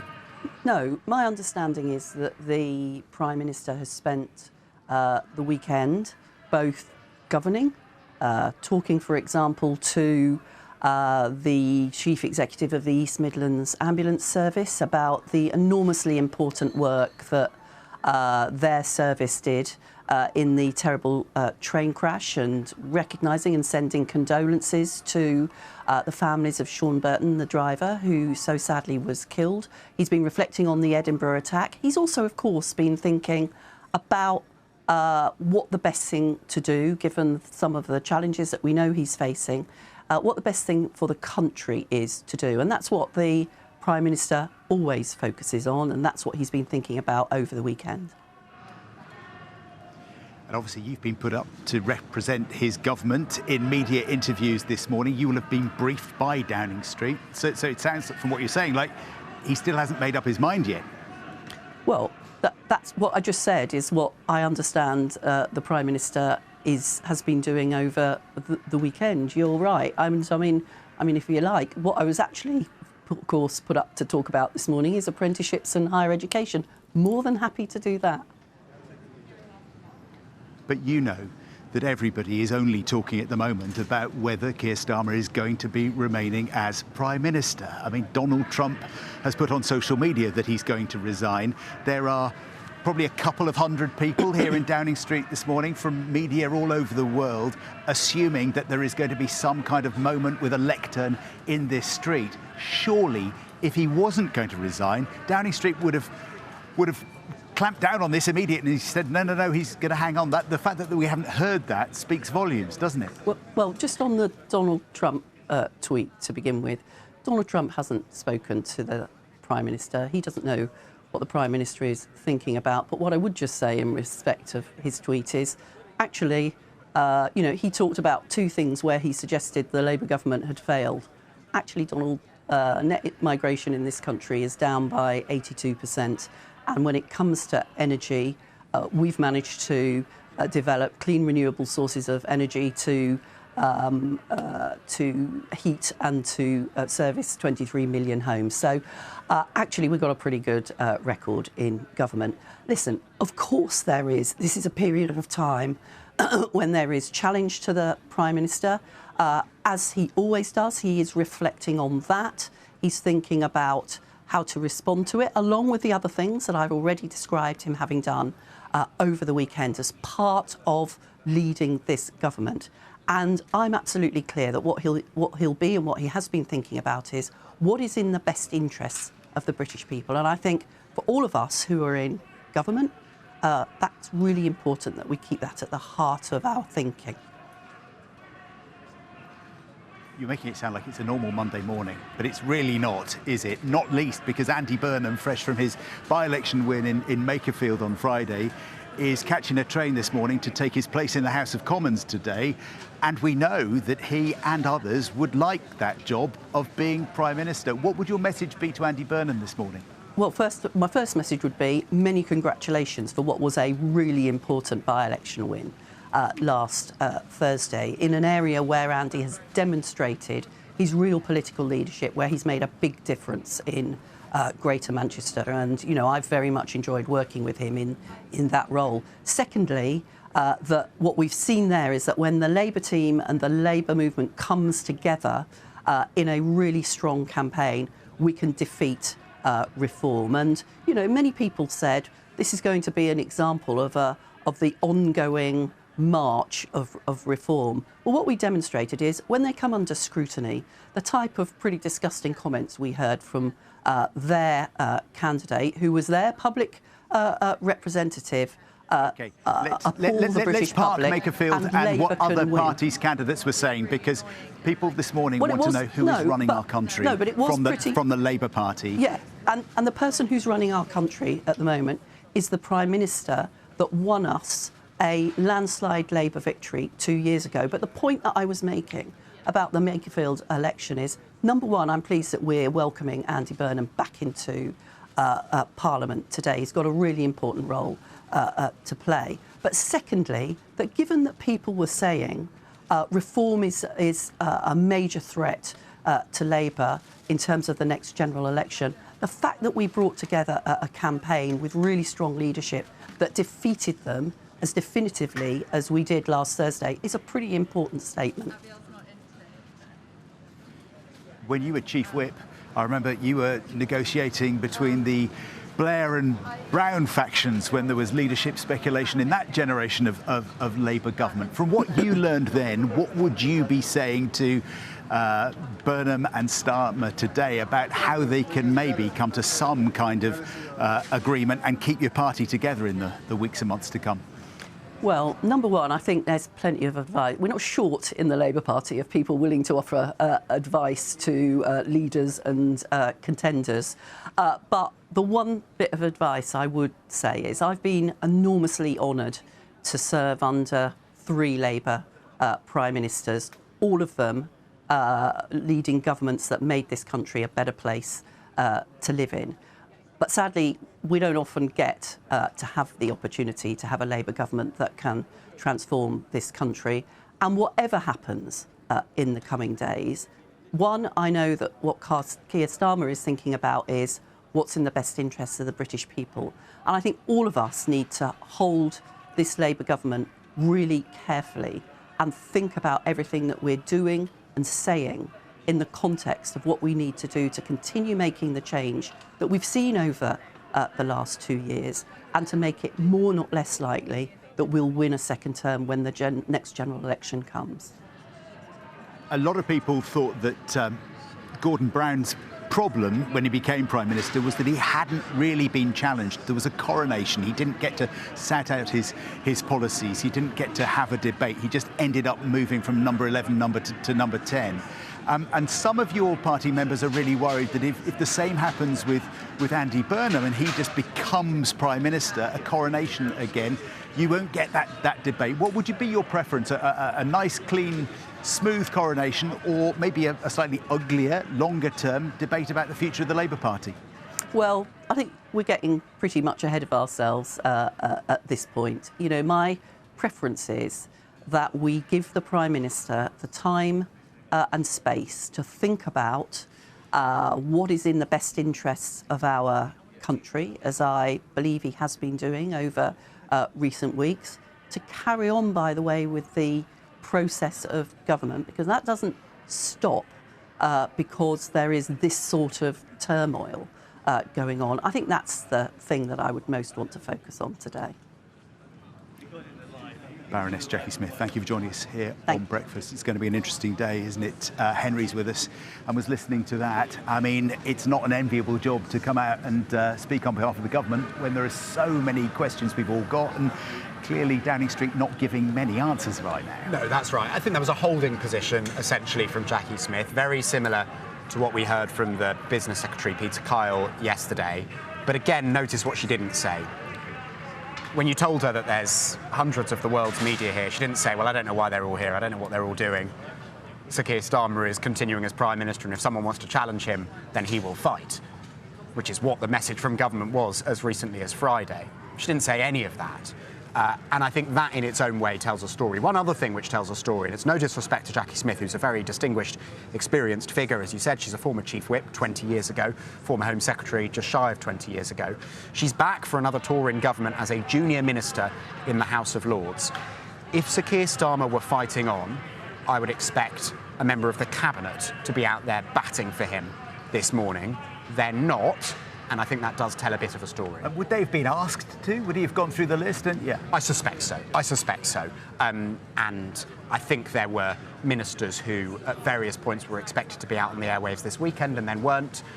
Look, it's brutal for any Prime Minister, and we've seen, as we've been reflecting all morning, rather a lot of Prime Ministers enter this stage over the past few years, where people they thought were loyal, people they thought would stick with them to the end, don't necessarily. Some do, some don't. And I think that's part of why, as we were hearing from Tom Baldwin, his biographer earlier, Sir Keir Starmer feels so frustrated and let down by some people in the Labour Party who he believes owe their place in government to him.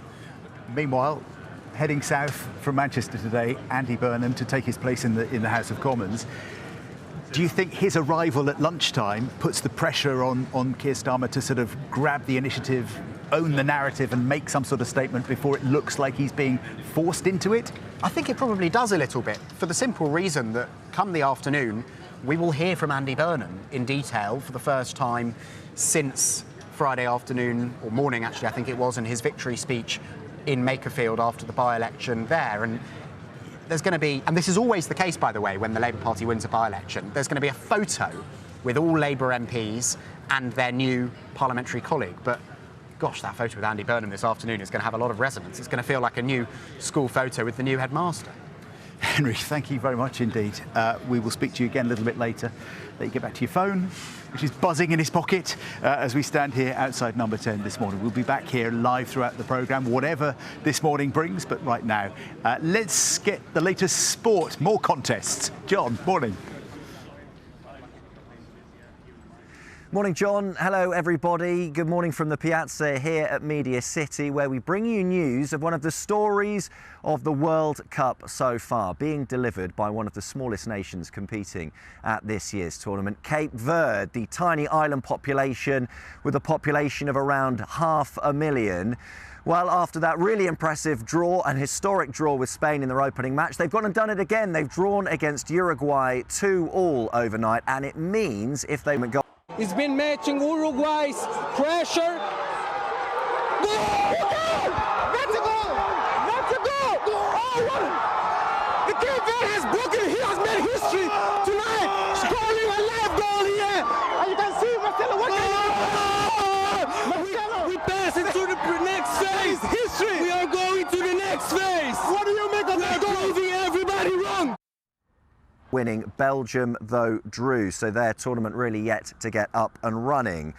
Well, from Dallas to Boston, that is where the England supporters will be descending now as they prepare for their second group game to come tomorrow against Ghana after that really impressive victory over Croatia in their opening match. And it's really been interesting to hear the lid being lifted on Thomas Tuchel's tactical approach. A lot was made of that half-time team talk that really galvanised that England team in their opening match. Well, Ollie Watkins, part of that England squad, has been speaking in camp, and he has admitted that their manager, Thomas Tuchel, isn't afraid to raise his voice and shout a little when he needs to. He's not afraid to shout at you, and yeah, he's always demanding from you, making sure you're on it every day. I think you saw it with Jed that he was saying, "Wake up, wake up." It was lucky that it wasn't me. I think I made a mistake just before Jed did, and he ended up shouting at Jed, luckily. But I think it just shows you that he's a winner at the end of the day, and he's always driving the standards, making sure we're on it. Yes, the players seeing that drive firsthand from their manager. Well, away from the football and the World Cup, there was some worrying news for Keely Hodgkinson yesterday. I just wanted to show you these pictures as she pulled out of her 400-metre race at the Birmingham Athletics meet. She was left in tears just seconds before the race started. She pulled out. She was racing the shorter distance. She's trying to improve her speed as she goes for a tilt at the world record, but wasn't feeling 100% and said she didn't want to risk anything. It was a great day, though, for her training partner, Georgia Hunter-Bell, who performed brilliantly. She was unchallenged in the 800 metres. Put in a brilliant time as well, breaking Kelly Holmes' 31-year-old championship record, the third fastest time this year, and she looked barely out of breath afterwards, so a brilliant performance from her. And we were talking about the World Cup buzz, and it really was captured, wasn't it? Those Cape Verde fans there out in the US, I'm sure they're still celebrating after, as I say, what has been one of the stories of this tournament so far. And you just wonder, on their very first appearance at this World Cup, one more win and they are guaranteed of reaching the knockout phase. Who would have thought that from one of the smallest nations competing at this World Cup? Brilliant story. John, and that's exactly what we need, don't we? We need little surprises along the way. That's what keeps us watching. John, thank you so much. We're back with John a little bit later in the programme, but now at just coming up to 10 to 8. Let's talk to Simon, who is going to look at the week's weather for us. And Simon, we're talking about it getting very, very hot, and I can see we're talking records. We are indeed. Yeah, it's quite unusual to break records by such big margins like we saw in May when we had the hottest May day. Now, this is the current maximum temperature in June, 35.6 degrees Celsius, set 50 years ago in 1976. Remember that summer? Now, over the next few days, we're going to see the temperatures really ramp up. And as soon as tomorrow and Wednesday, we could see temperatures 38 degrees Celsius, so easily breaking that June maximum temperature record. Now, I have to say, there are some computer models that suggest the temperature could be even higher than this, perhaps approaching 40 degrees Celsius. So we'll keep you up to date with the details of those. That would be extraordinary if we got to that level, as we saw back in 2022 with that set heat wave and 40.3 degrees recorded. This is the extreme heat amber warning currently in force, and you can see it's across much of the Midlands, eastern and through southern areas of England. As we go through into Wednesday and Thursday, that expands a bit further north and west. Now, this is this morning. It's already quite warm out there. Temperatures 19, 21 degrees Celsius across England and Wales. A bit fresher, of course, across Scotland and Northern Ireland. And that's where we're going to have some clouds today. There'll be some showers, a bit of rain moving its way into southern and central areas of Scotland, a bit of sunshine in the far north. Sunshine, though, elsewhere across England and Wales after a bit of cloud across northern areas. Temperatures today expected to get up to around about 30 to 32 degrees. Widely, temperatures up into the high 20s across England and Wales, 17 to 21 degrees in Scotland and Northern Ireland. Now, through this evening, watch out. We could see a few sharp showers moving eastward across southern areas, maybe even the odd rumble of thunder. There'll be some showers across northern England as well. The other thing about this heat wave is how warm the nights are going to be. So overnight tonight, temperatures down to about 13 to 18 degrees Celsius. It will be uncomfortable for sleeping. On into Tuesday, well, there'll be much more in the way of sunshine, particularly for Scotland, for Northern Ireland, compared to today. But again, with that sunshine, high UV levels, very high, in fact, temperatures building up even further. So we're looking at 36, 37 degrees Celsius across southern areas on Tuesday. It will be warmer across Scotland and Northern Ireland, 25, 26 degrees Celsius here on Tuesday. But again, more widely, we'll see temperatures up into the 30s. Now, as we get into Tuesday night into Wednesday morning, overnight temperatures 22 degrees. It could be record-breaking in terms of the overnight temperatures. And then, as I said, into Wednesday, Thursday, that amber heat warning expanded a bit further north and westward into Wales, into northern areas of England. This heat is going to affect the general population. All of us will be impacted. The infrastructure could struggle with this heat because, as I said, temperatures getting up into the high 30s really is not normal for summer. I have to keep on emphasising this. This is not normal summer weather. This is unprecedented, this heat wave. Simon, it is something I know that we are going to continue to monitor throughout the morning here on the programme. Thank you. It's just coming up to 10 to 8.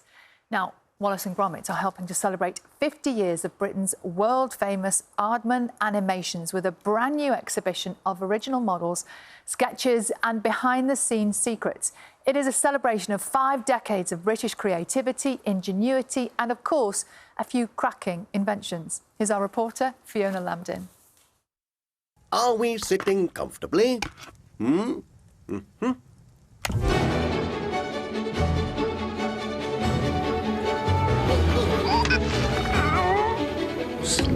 Rain.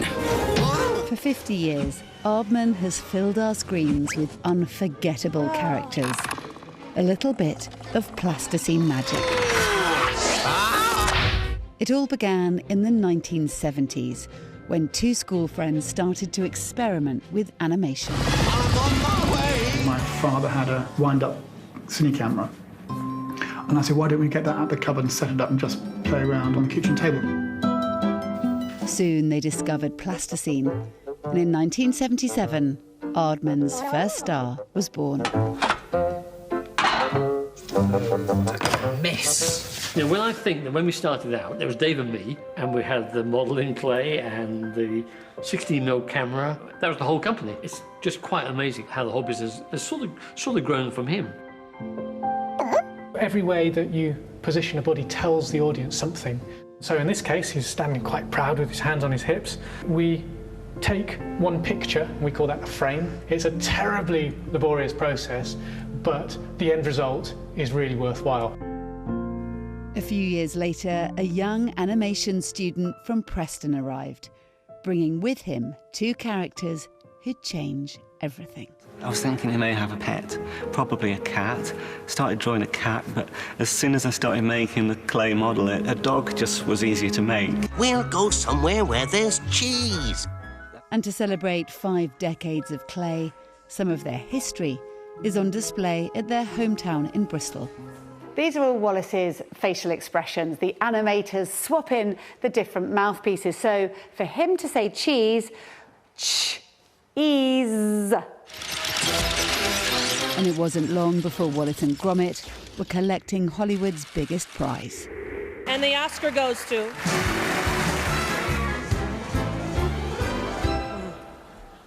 Thank you. Oh, I don't believe it. I'd just like to thank company directors. Thank you. Bye-bye.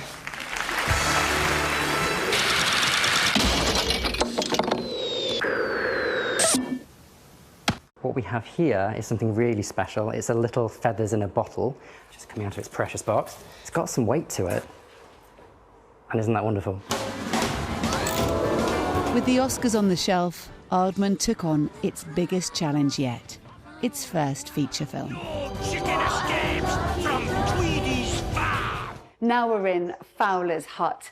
Chicken Run was Aardman's first feature film, released in 2000, which really put them on the map. Sadly, this is one of the only remaining sets from the film, as the rest were destroyed in a fire. 5 years later, Wallace and Gromit were back in their first feature-length adventure. Aardman loved to take inspiration from real-life places, and Tottington Hall is based on Montacute House down in Somerset, and waiting on her front lawn is Lady Tottington. She's just working out the giant veg competition. And just 3 years later came A Matter of Loaf and Death.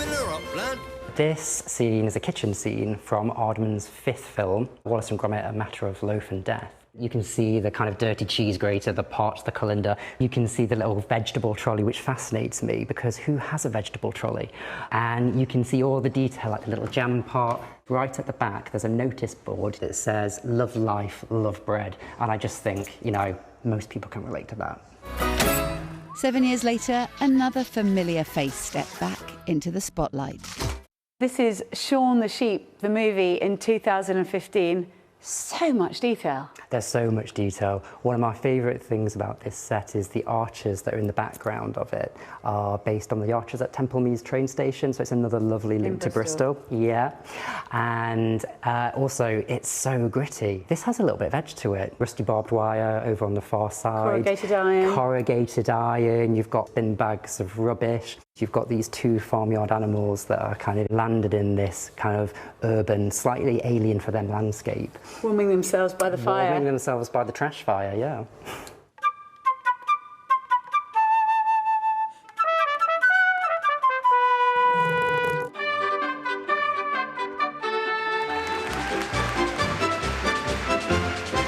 And the celebrations don't stop at the museum. The main thing we're doing here is celebrating Aardman and 50 years of Aardman and all of the music that Aardman has brought to us. So one of the things I have to do is watch the film very closely and fit the music to what people are seeing on the screen. It's silly, but it's funny, and it never fails to make us laugh and smile, Wallace and Gromit. What it reminded me of is the power of the British creative media. In a time of AI and everything being generated by computers, to think people in Bristol actually put their fingers on that clay reminds you of how wonderful the world is and British creativity is. 50 years on, and they're still proving that sometimes the simplest ideas leave the biggest impression. Fiona Lambdin, BBC News. AI definitely cannot do that. It is coming up to 8 o'clock. We'll be back in Downing Street very shortly. But now let's get the news, the travel and the weather where you are.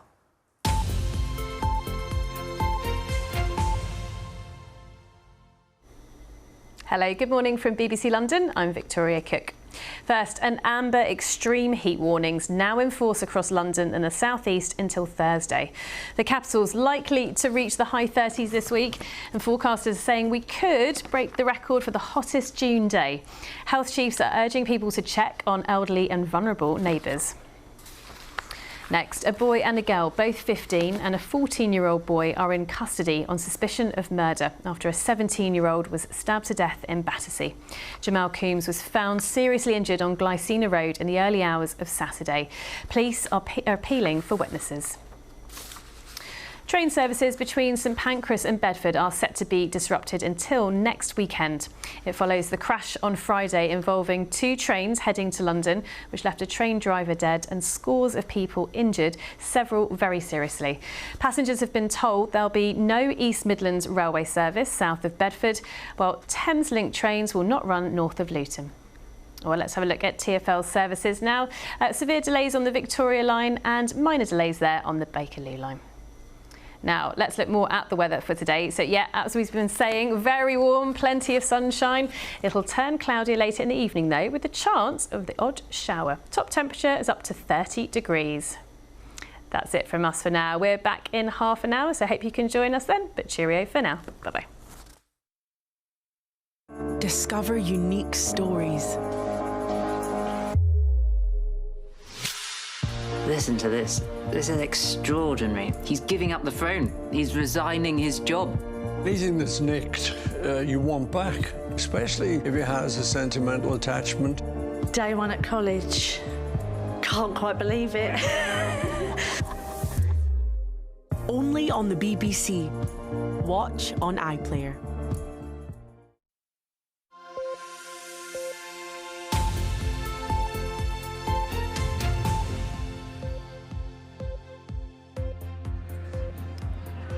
Good morning. Welcome to BBC Breakfast with me, John Kay, live on Downing Street this morning with all eyes on this famous front door amid growing signs that the Prime Minister could be on the brink of resigning. The widespread expectation within government and within the Labour Party right now is that we could hear Sir Keir Starmer setting out a timetable for his departure as early as this morning. His political rival, meanwhile, Andy Burnham, is making his return to Westminster today after his convincing victory in the Makerfield by-election. Also on the programme this morning, a weather warning for extreme heat has come into effect, covering large parts of England and Wales, with record-breaking temperatures due to last until Thursday. And today is the first day of that heat really building up. By Wednesday and Thursday, we'll see temperatures potentially in excess of 38 degrees Celsius. This is potentially a record-breaking heat wave, and it could be dangerous for some of us. I'll bring you the full forecast very shortly. Increased spot checks of nurseries in England in the hope that more inspections will lead to improved child safety. More vigilance, a bit more security, a bit more power given back to parents. The World Cup comes alive as Cape Verde deliver one of the stories of the tournament so far. A second draw against Uruguay leaves the tiny island nation within touching distance of reaching the knockout phase.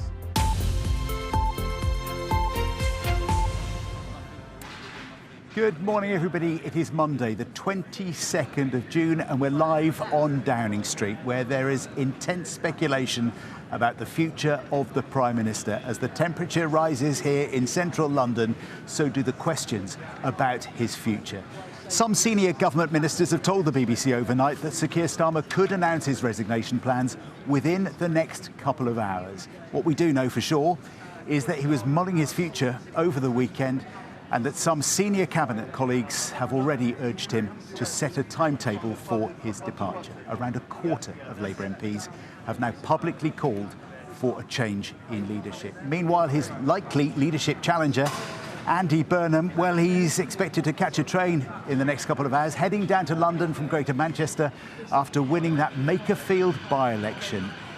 If you thought on Friday that Sir Keir Starmer was digging in, he was going to stand in a leadership contest, that things were looking pretty solid, it's not looking like that right now. A lot has changed over the weekend. So let's just bring you up to date. Here's our political correspondent, Joe Pike.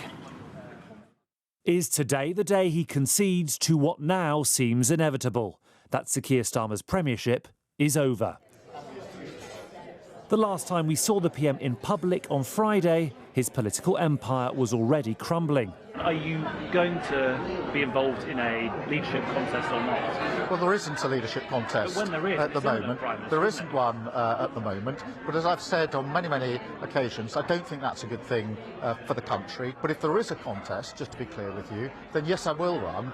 Yet yesterday, the cabinet minister sent out to bat on his behalf didn't rule out a resignation. He's also taking the time to think through what the political realities are today compared to last week, the week before. But I know that he's a Prime Minister who always puts country first.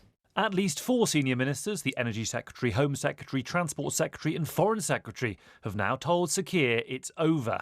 It feels like we've come to the end of the road, and that actually just it being as dignified as possible and allowed to be in Keir Starmer's gift a little bit does seem like the very best solution. Donald Trump certainly thinks he's finished. On social media, the president wrote, Keir Starmer will resign as Prime Minister of the UK. He failed badly on 2 very important subjects, immigration and energy. Open North Sea oil. I wish him well. It is unclear what prompted that intervention. Number 10 say the 2 leaders have not spoken in recent days. Every conversation I've had with senior figures in this government point to one probable eventuality. That the man who walked down this street victorious less than 2 years ago may soon be heading in the opposite direction, his authority drained away. And to be honest, many in Labour are now not talking about Keir Starmer, but who and what could be next. 2 years. 2 years. Will former Health Secretary Wes Streeting be true to his word and stand? Hello, Prime Minister. Or will a contest be replaced with a coronation, with the man dubbed the King of the North swiftly getting the crown? We need an economy that works for everybody, not a few in far-off places from here. But for now, the focus is on the next steps of the man on course to be the shortest-serving Labour Prime Minister in history. Joe Pike, BBC News, Downing Street. The next steps, but what are those steps? Let's talk to Henry, because it's a weird situation, isn't it? You've got President Trump saying the Prime Minister's going to resign, you've got lots of Labour MPs saying he's going to resign, and yet nothing from Downing Street this morning. It is weird, John, and it can't last much longer, and I don't imagine it will last much longer. But yes, let's just reiterate, we do not know that the Prime Minister is about to resign, but all the signs, and I don't mean President Trump really, because he does his own thing, but all the signs from people in the Labour Party, both publicly, the sprinkling of people we've seen in public and privately, is that Sir Keir Starmer has accepted what they see as the political realities and has decided to resign. We might find out later this morning, but earlier this morning on the programme, the task of explaining where the Prime Minister's mind is fell to the Skills Minister, Baroness Jackie Smith. He's also, of course, been thinking about what the best thing to do, given some of the challenges that we know he's facing, what the best thing for the country is to do. And that's what the Prime Minister always focuses on, and that's what he's been thinking about over the weekend. Jackie Smith, so Henry, you were saying to us we shouldn't just listen to what she said, but also what she didn't say. What didn't she say? Well, what she didn't say is what Keir Starmer said last time we saw him in public on Friday, which was that he is fighting on, that he is focused on the job, that if there is a leadership contest, then he will stand in that leadership contest, which, remember, by the way, he doesn't need the backing of any MPs to do. If he wants to carry on, he is automatically, as the incumbent Labour leader, a candidate in a Labour leadership election of Labour Party members. But the tone has shifted. It started shifting over the weekend, a weekend which we understand Sir Keir Starmer spent with his wife, Victoria, at Chequers, his countryside retreat as Prime Minister, and that tonal shift is very hard to see changing back to what it was now. The defiance has deflated, and this is clearly a Prime Minister who is entering the endgame. OK. Henry, thank you very much indeed. That said, there's no sign of a lectern outside number 10 just yet. There was some speculation last night that maybe that would all happen at 8 o'clock this morning, but 8 o'clock has now come and gone, and we haven't seen any lectern and no message about when we might expect some sort of statement. It is a strange and moving situation, but we'll have more from Downing Street shortly. Right now, let's go back to Sally in the studio for the rest of today's news. Sal. John, thanks very much indeed. We will be back with you very soon, I'm sure. Now, the Met Office has issued an amber weather warning for extreme heat. It covers much of southern and eastern England and parts of South Wales. And from Wednesday, that warning is expected to be extended. Let's speak now to our environment correspondent, Jonah Fisher, who's in Butte Park in Cardiff for us. So, Jonah, what does this particular warning mean for us?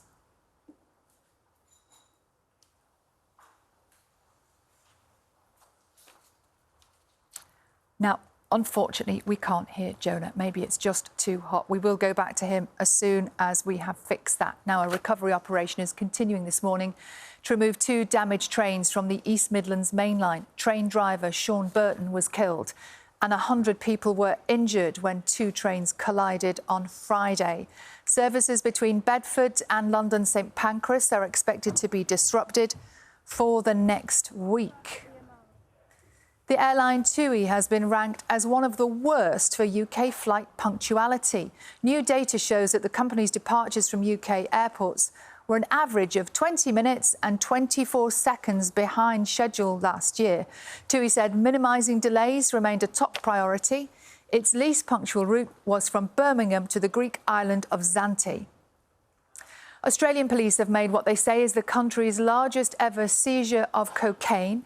2.7 tonnes of the drug were uncovered as part of a raid near Western Sydney, where it was being stored in underground bunkers. The seized drugs have a street value of around £430 million. Now, as I mentioned, the Met Office has issued an amber weather warning for extreme heat. Let's go back to Jonah, who's in Cardiff. So, Jonah, what does this warning mean for us?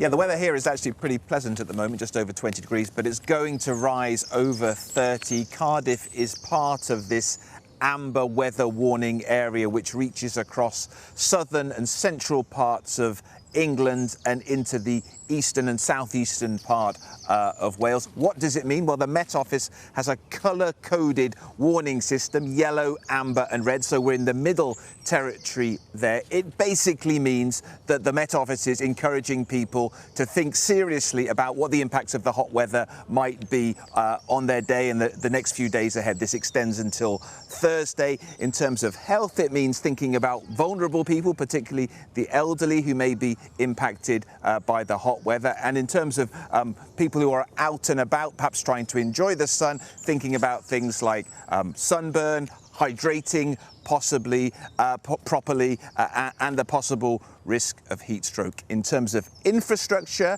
thinking about the possible impact on the reliability of trains, things on the roads, perhaps packing a bottle of water to take with you in the car in case you get into trouble.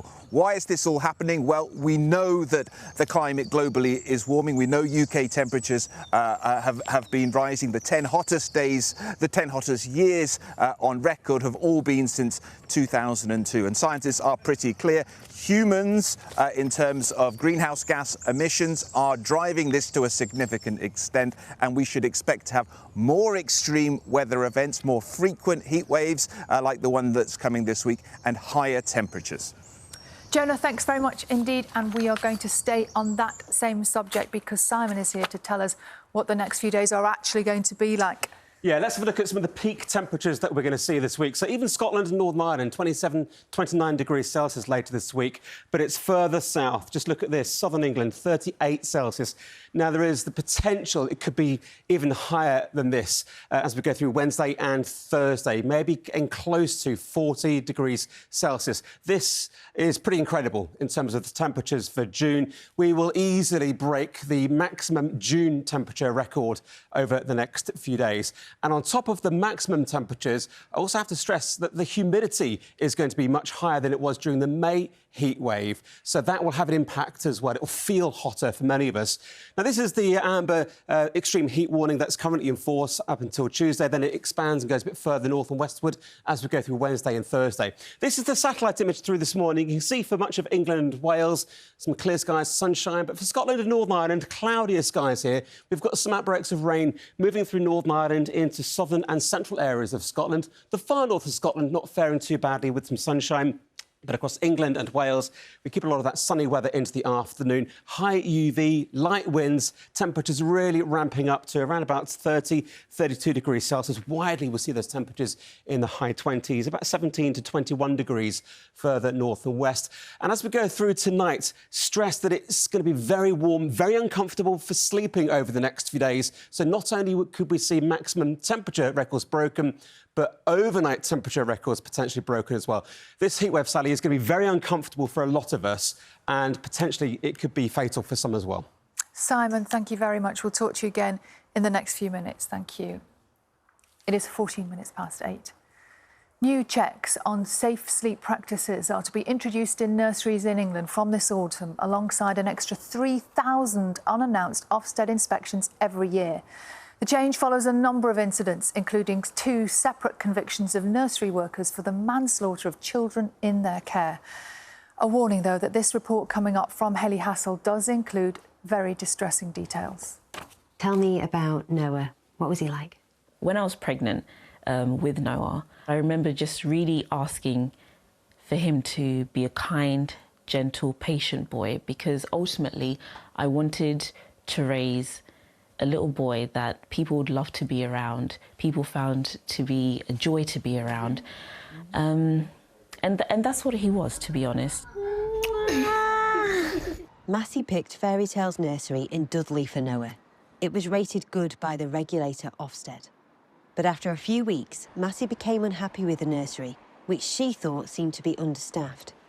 On the morning of the 9th of December 2022, Noah's dad received a call.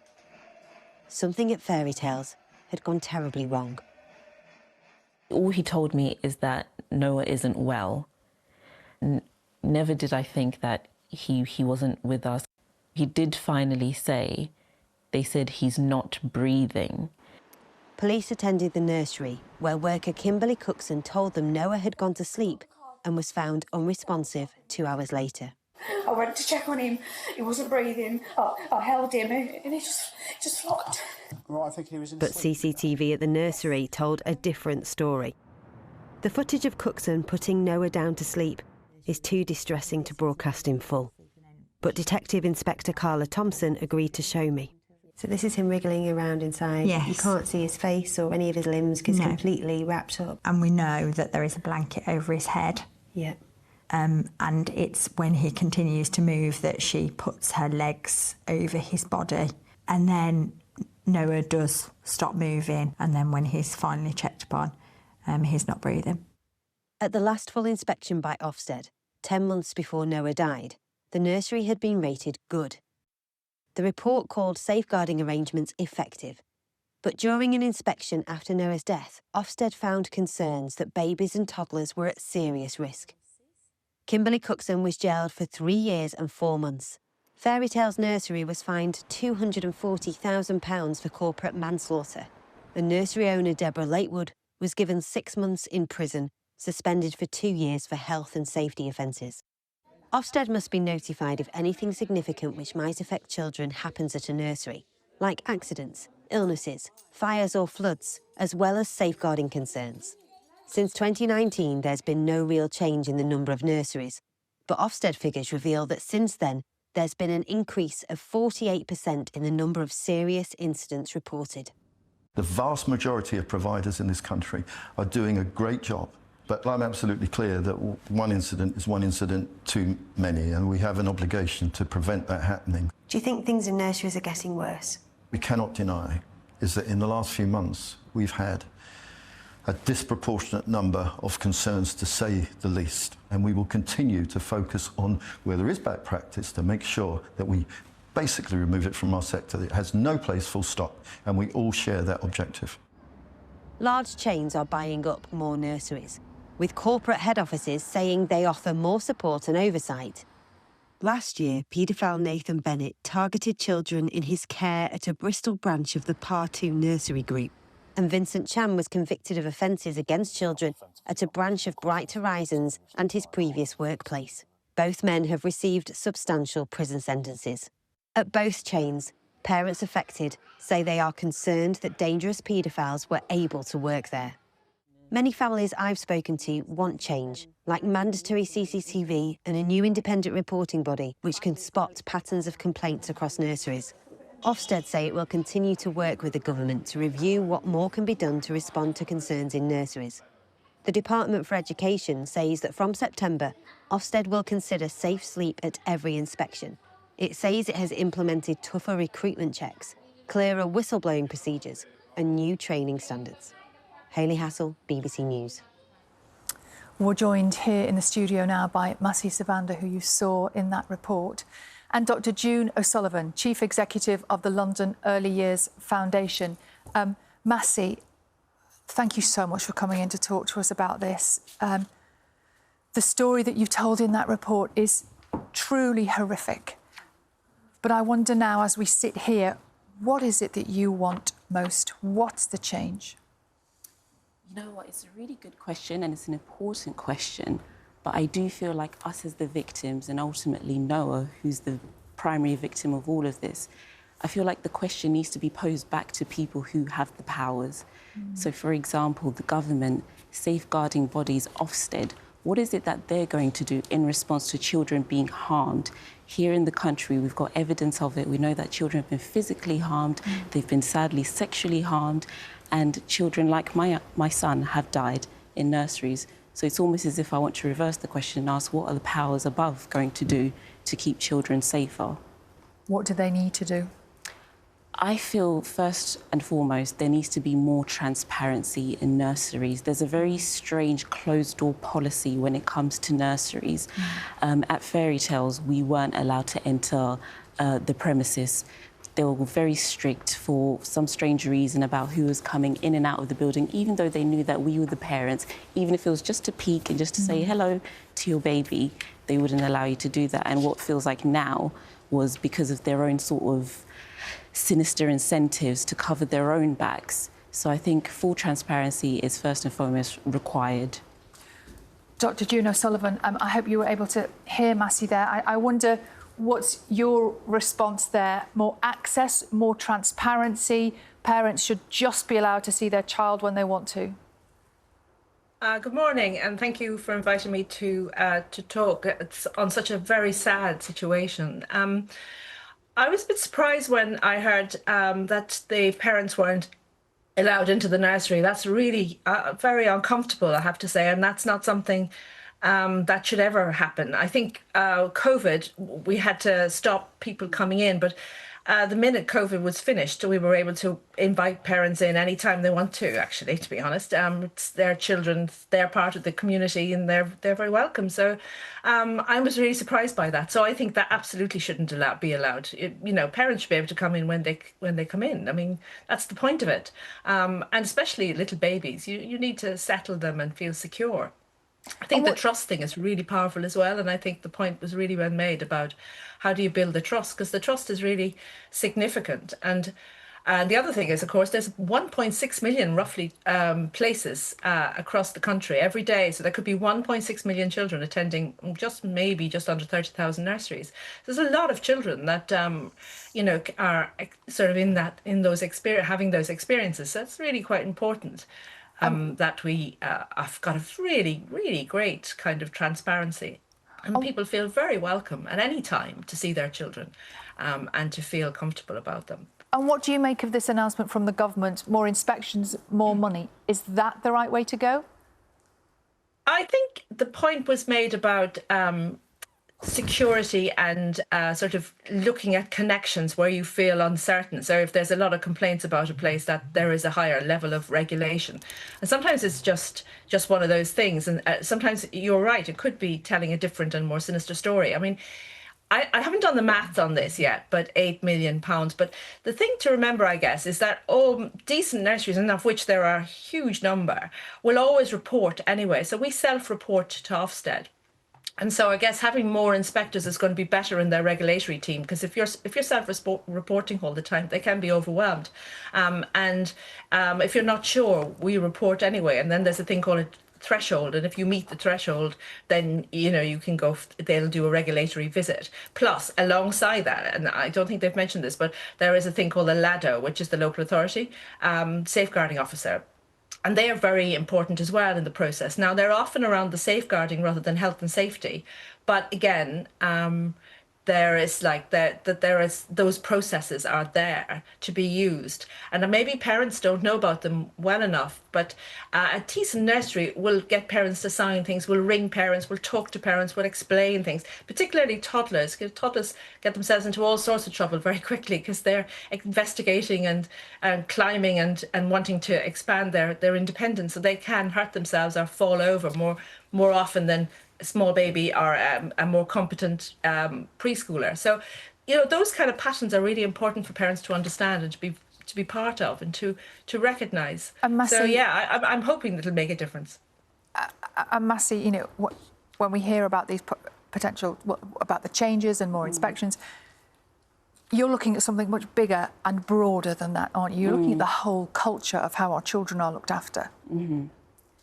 That's correct, because even though obviously there's going to be these new things put in place to protect children, that is fine. I do still feel that parents need to have a bit more autonomy in terms of how their children are safeguarded and how they're looked after. So, for example, if there were to be CCTV implemented more in nurseries, I do think that there should be some sort of safeguarding software policy in place where parents are also then able to have an added layer of protection. So what you mean, be able to look? Yes, I think so, because I've thought to myself and I've racked my head, what would have kept Noah safe if I and other parents were able to actually see what was going on? Because essentially the sort of practice that Kimberly Cookson was doing became the norm. And even though inspections might be coming in periodically or regularly, if staff have a culture of violence towards children and lack of care towards children, and if it's normalised, then that can, go completely unaware in terms of inspection when it comes to Ofsted. They're able to hide these things, they're able to prepare. And I think that's what Fairy Tales did. When we came and did the initial sort of visits, they put their best face forward and we were completely unaware of what was going on. This is it, isn't it? Because we hear about how, a reputable nursery would allow this, would allow... Well, when you go and look and put your child in somewhere, you're only going to put your child in somewhere that you're happy with. Of course. And as a social worker myself, I thought I knew what I was looking for. I felt as if this is the right place. It's got a good feel to it. I had looked at the Ofsted reports and I thought this is a safe place. And again, as a social worker, I work with vulnerable people. I thought I knew what I was looking for. I was aware of inspections. So I now know, unfortunately, that inspections aren't necessarily enough. Well, what about staff training? Because I know staff training was something that came up here. What would you like to see change? So in terms of staff training, again, I still don't feel that this is enough. We learnt in the sentencing hearing that Kimberly Cookson was trained in terms of safe sleeping prior to killing Noah. So these people, they're aware of what safe sleeping is. They're not naive. They're not stupid. They know exactly what's going on. And it doesn't even take safe sleeping practice to know common sense that you don't treat a child that roughly. Massie, thank you so much for coming in to talk to us this morning about Noah. That's Massie Sabanda and Dr. June O'Sullivan. And you can hear more about Noah and Massie's story by watching Nursery Scandals, What Went Wrong. It's on the BBC iPlayer now. It is exactly 27 minutes past 8 and Morning Live follows us on BBC One this morning. Let's find out what they have for us today. It's Gethin and Helen. Morning. Hey, Sally. Morning. Coming up, the silent killer that could be leaking from your exhaust. You might know the dangers of carbon monoxide poisoning in the home, but it can also happen in the car, something Lucy knows all too well after her brother's death. He started to feel really, really unwell. The next morning, my brother was then found by a dog walker, unresponsive. There was extensive damage to his exhaust, blowing carbon monoxide up into the air cabins, and that's what intoxicated and killed him.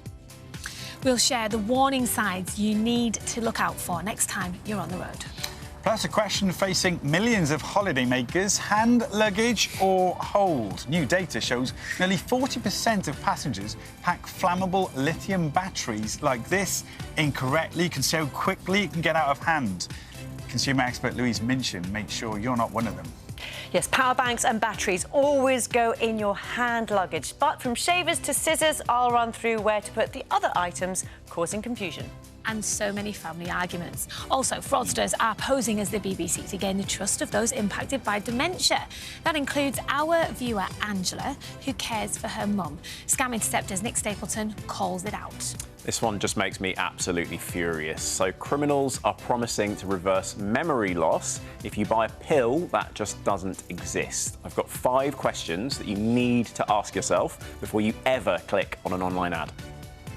And he soundtracks the nation's morning. BBC Radio 2's Vernon Kay has your invite to one of the summer's biggest parties. I tell you, loves a festival. Likes getting into the mud and getting her wellies on. It's that Sally Nugent. She always got an outfit for the festival. She's like, no, don't make me do it. Do not make me do it. Not we will, chance. Sally. Camping. She loves a bit of camping. Have you ever actually seen me camping? Unlikely. Thanks, guys. We'll see you later on. Now, it is 8:29. Let's get the news, the travel and the weather where you are this morning.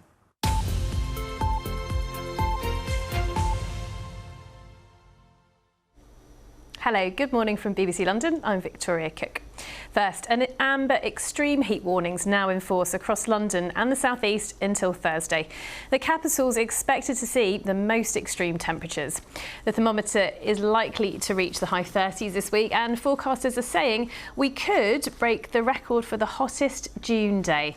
Well, health chiefs are urging people to check on elderly and vulnerable neighbours, and the advice is to avoid exercise in the early afternoon. And there's also a reminder to stay safe near open water. Next, train services between St Pancras and Bedford are set to be disrupted until next weekend. It follows the crash on Friday involving 2 trains heading to London, which left a driver dead and scores of people injured, several very seriously. Passengers have been told there'll be no East Midlands Railway service south of Bedford, while Thameslink trains won't run north of Luton.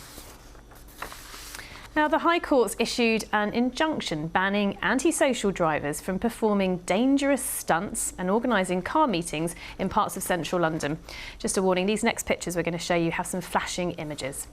Well, the action was brought by Westminster City Council. It follows frequent unofficial gatherings like this late at night where drivers perform tricks as all the crowds watch on. The court ruling bans gatherings in known hotspots like Hyde Park, Bond Street, St James's and the West End. A London tenant says they've lost all trust in the rental market here after moving into a furnished flat in Stepney, only to find it infested with bed bugs. Freezy Wart, seen here, contacted the BBC only weeks ago to say they'd also fallen victim to a rental scam elsewhere. Their new property managers have apologised and completed bed bug treatment and told the BBC a flat would never knowingly be let with an infestation. They were above the bed covers. They were sort of crawling towards where the pillows were. I get some tissue from a box, I pick it up, it squishes, it explodes in my hand. In limbo. We're caught between nowhere. We don't know where to sleep, we don't know what to do. Let's have a look at the tubes now. Severe delays on the Victoria line and minor delays on the Bakerloo line. Now here's the weather with Gillian. Hello there, good morning to you. Well, the heat and humidity is going to continue to dominate our weather as we head through this week. The Met Office have issued this amber warning for extreme heat across the capital that is valid until Thursday. Our temperatures could get into the high 30s. But the detail for today, we start dry, fine and bright. A very warm start to the day. Hardly any cloud really as we head through into this afternoon. Very likely that we could hit 30 degrees today. And as we head through into this evening, you will start to notice a few thundery showers could just break through the course of tonight. They will clear away, moving eastwards, but there's a chance we could see one or two of those. Temperatures overnight staying between 15 and 17 degrees. A very warm start to the day tomorrow, and that heat continues to build. By Wednesday, we could be seeing highs of 37 degrees. Well, that's it from us for now. We're back after 9. Bye-bye.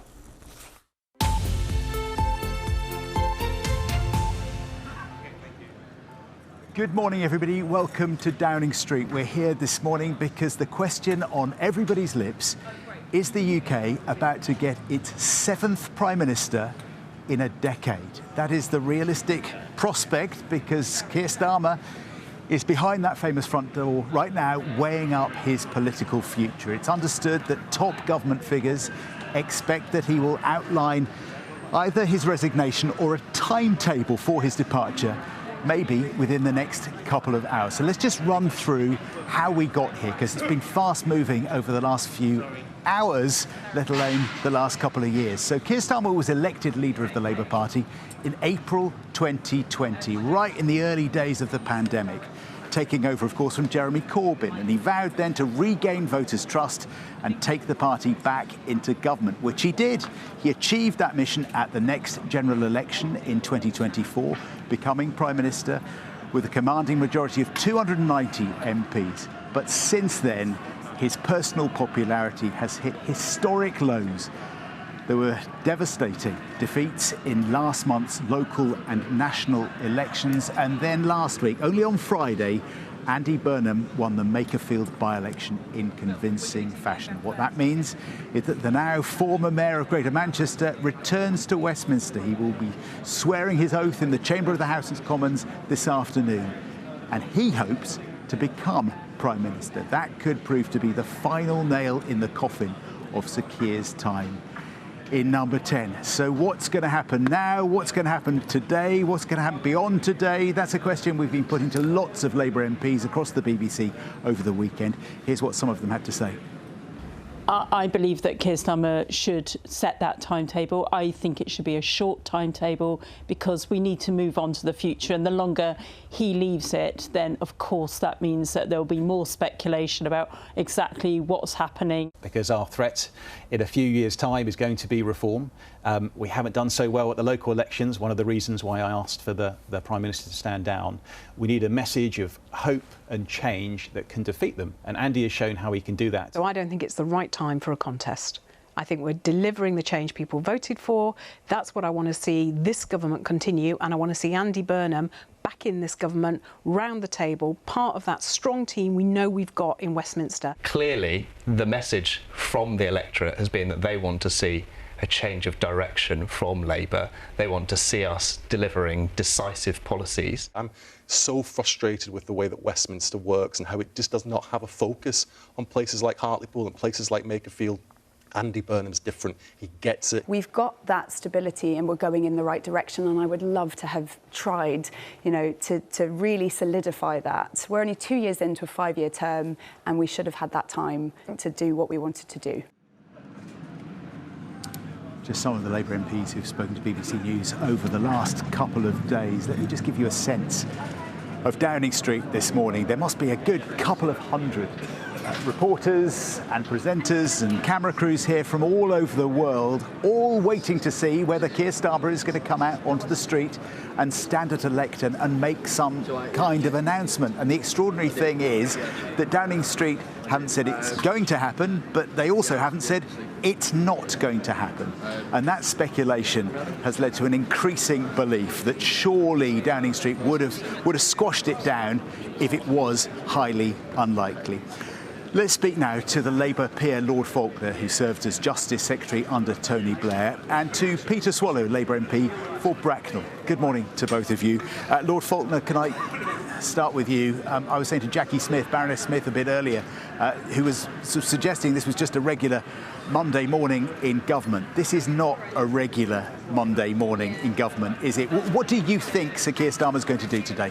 I've got no idea what he's going to do. My problem and my worry is that authority has gone from the Prime Minister. As you've just described, 200 people are waiting to know what he's going to do. There'll be no focus on governing, and he won't be able to command ministers, to command government, to deal with our allies, because everybody will be thinking there's going to be a change of Prime Minister, because Andy Burnham has said he will challenge. If he challenges, the widespread expectation is that he will win. So why deal with the current Prime Minister when there's going to be a new one in a few weeks' time? That will be the attitude of everybody. So I think this hiatus has got to be brought to an end. I appreciate the real pressure on Keir, but we cannot go on like this, obviously. OK, so how, in that case, does Sir Keir Starmer end it? What should he do and say today? He should indicate that he is not going to run in any race, that he will resign as Prime Minister from the moment that the Labour Party has chosen a new leader, and that he will cooperate in full in facilitating the process of a handover from him to whoever is the new Prime Minister. If he does that, then the next stage would be a time limit will be given for Labour MPs to nominate another MP to be the Prime Minister, and we will see whether or not more than one person is nominated. I wonder if the Parliamentary Labour Party will only nominate one person, which is Andy. But on the way there, on the way of soliciting nominations, there can be hustings in which those who want to be nominated can put forward their ideas before the Parliamentary Labour Party, including Andy. Andy, that's the name we hear in Westminster all the time at the moment. But Peter Swallow, what do your constituents, your Labour voting constituents, think of Andy Burnham, Mayor of Greater Manchester, clearly popular there and popular in Makerfield, but does he translate to your constituency? Well, I went up to Makerfield to campaign alongside Andy in the by-election, and I think one of the things that really struck me was that many of the challenges facing a community like Makerfield felt very familiar to me. I might be an MP from the southeast of England, but I think that places like Bracknell, even just a few miles outside of London, do sometimes feel a bit left behind. And like the change that we are delivering for this country hasn't always been communicated as effectively as I would like to my voters, and they're not always necessarily yet feeling the change that we've made. And that's a massive challenge. And look, I saw also on the doorsteps of Makerfield how Andy was able to connect with his community, and I believe has the ability to connect to communities across the country. It might avoid an ugly leadership challenge and competition that goes on through the summer, but there are risks, aren't there, to a coronation of Andy Burnham, Mr. Swallow, that maybe that if there isn't a challenge, if he isn't seen to be tested, if there isn't a public debate about policy and the future of the party, that long term that might make Andy Burnham's job in number 10 potentially more difficult. Well, look, I mean, he has just been tested by a very challenging by-election in which he not only won comfortably, but actually delivered a very significant swing towards Labour in that by-election. But I'm relaxed about whether we have a contest, whether there are hustings, what comes next. I think the one thing that I do think, and this is a personal view, I don't think the country would thank us for a long contest. I do think that we need to have stability as quickly as possible, and I also think it's really important that Keir Starmer, whatever he chooses to do next, we give him the respect and the decency of setting that out himself. Lord Falconer, what do you think about that idea of a coronation? Because when Gordon Brown was crowned after Tony Blair left office, a lot of people felt that maybe Gordon Brown might have fared better, lasted longer, if he had been tested and properly challenged, not just crowned. Well, I think it's for the Parliamentary Labour Party to decide whether or not, well, it's for two people to decide. First of all, Keir Starmer has to decide whether he's going to contest any challenge.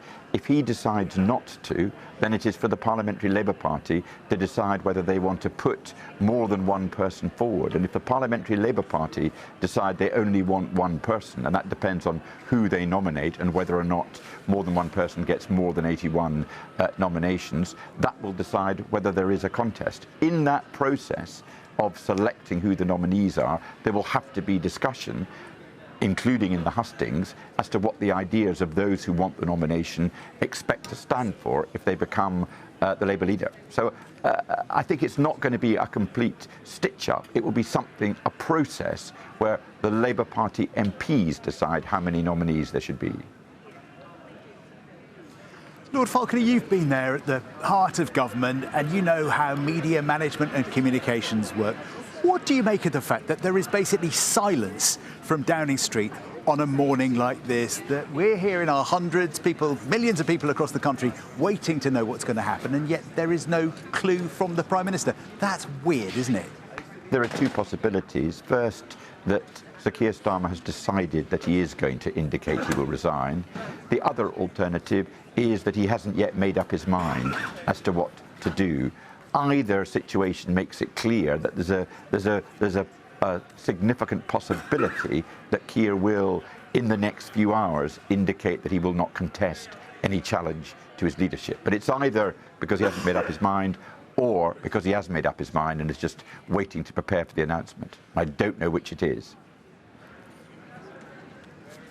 Well, we're waiting here, cameras ready, and we'll maybe find out in the next couple of hours. Thank you both indeed for joining us here on BBC Breakfast. Also here in Downing Street with us is our political editor, Chris Mason. Morning, Chris. Morning, it is John. weird, isn't it? It is weird. Welcome back to Downing Street, by the way. You've been quite a frequent visitor here over the last couple of years, which rather tells a story, doesn't it? It doesn't seem that long ago that we were here on the morning that Boris Johnson came out and spoke at the lectern, or when Liz Truss came out and spoke at the lectern. Rishi Sunak did the, by the standards of modern times, the unconventional thing of leaving this place after losing a general election, as opposed to being turfed out by his own side. And we're now on the brink of hearing from Keir Starmer. Extraordinary, really, because even though, as we've set out on Breakfast morning after morning in recent months, the pressure has clearly been mounting on Keir Starmer, it is still quite a thing to be here in this street, anticipating, and of course we await confirmation, but anticipating the moment when the Prime Minister might just be a handful of feet behind us, saying that under 2 years after winning a massive majority, albeit on a small share of the vote, that he can't keep his own side on side, and so he's going. And in that context, the circus, if you like, because that's what it'll be later on, when Andy Burnham, the now former Mayor of Greater Manchester, arrives at Euston, or however he gets to London, to take his seat in Parliament with the expectation that he is the roaring favourite to be the next Prime Minister here. What's happening within the Cabinet? We know that some senior members of the Cabinet have told the Prime Minister, look, he needs to set out a timetable, but I mean, can they even sit with him in government? Can they sit round the Cabinet table with him in this building this week, having said that now? And that is the crux, I think, of why we're all here this morning, because the honest answer to that is no, they can't really. During the by-election, when a handful of them had said privately to him, look, you probably ought to set out a timetable, the cork was in the bottle a little bit, because he could say and the party could say, let's get through the by-election. Who knows what politics will look like the other side? It wasn't a certainty that Andy Burnham would win that by-election. Politics would feel quite different if he hadn't. That by-election done, Andy Burnham having won and won big, the idea that it is politically sustainable for any Prime Minister to have half a dozen, maybe more than that, in that ballpark, cabinet ministers who have let it be known publicly that they have told the Prime Minister privately that he ought to go, is utterly unsustainable. So if you're the Prime Minister in that situation, you have two options really. You either sack them and replace them. That would be doable. There'd be people who would take those jobs. There's a big parliamentary party to pick from. Boris Johnson had a go at doing variations on that. But that ends up creating chaos, and the Prime Minister is very, very against being seen to be the author of chaos. He might be consumed by it, but I don't think he wants to be seen as the author of it. Or you go about setting out the timetable, the very thing that they demand. Oh, and by the way, this time tomorrow, Cabinet Ministers are due through that door for the weekly Cabinet meeting. Another reason why plenty believe that today is the crunch point in all of this. And you talk about that timetable, potentially for handing over to somebody else.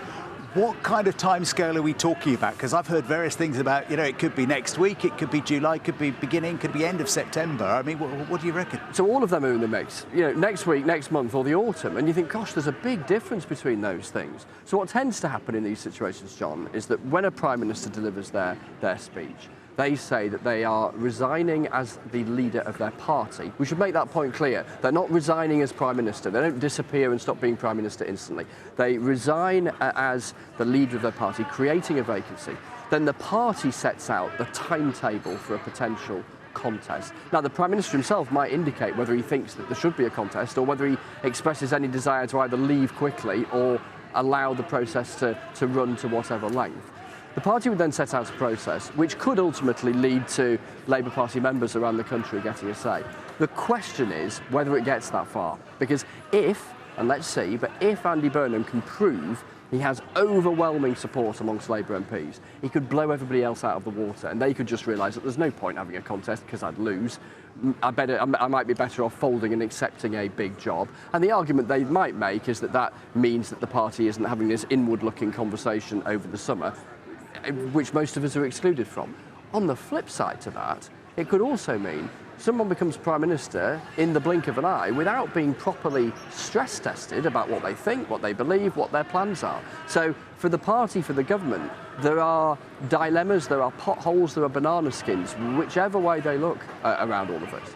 Yeah, and that's the question, isn't it? Because people watching at home, a lot of them won't care who is in these posts. They just want to know what they're going to do about the economy, about jobs, about taxes, about the health service, about social media ban, that kind of thing. And I guess it's all up in the air for a while. It is all up in the air, albeit that any new Prime Minister between elections has to pretty much stick to that bundle of promises, the manifesto from the last election, because people will say they haven't got a mandate, surely there should be a general election, and they will almost always say, yes, but I'll be true to the spirit of the manifesto. But then if you're true to the spirit of the manifesto, how different can you actually be from the last person? Back to that central dilemma for any incoming new leader. It's going to be a lively morning and week and month, I suspect, and maybe longer. But still, no sign of a lectern? No, you're not getting any emails about press conferences or anything? No, I think you and I this morning are the equivalent of those guys who loiter outside the Lindo wing of St Mary's Hospital in Paddington, awaiting the momentous news of a royal arrival. Yeah. And we are waiting equally potential momentous news of a prime ministerial departure. But yeah, no news yet. Chris, great to have you with us this morning on Breakfast. Thank you so much. I have to say, it is lovely at least that the weather is nice today, because this is the coldest street in the world. On some chilly mornings, it can be absolutely freezing. It's like a wind tunnel.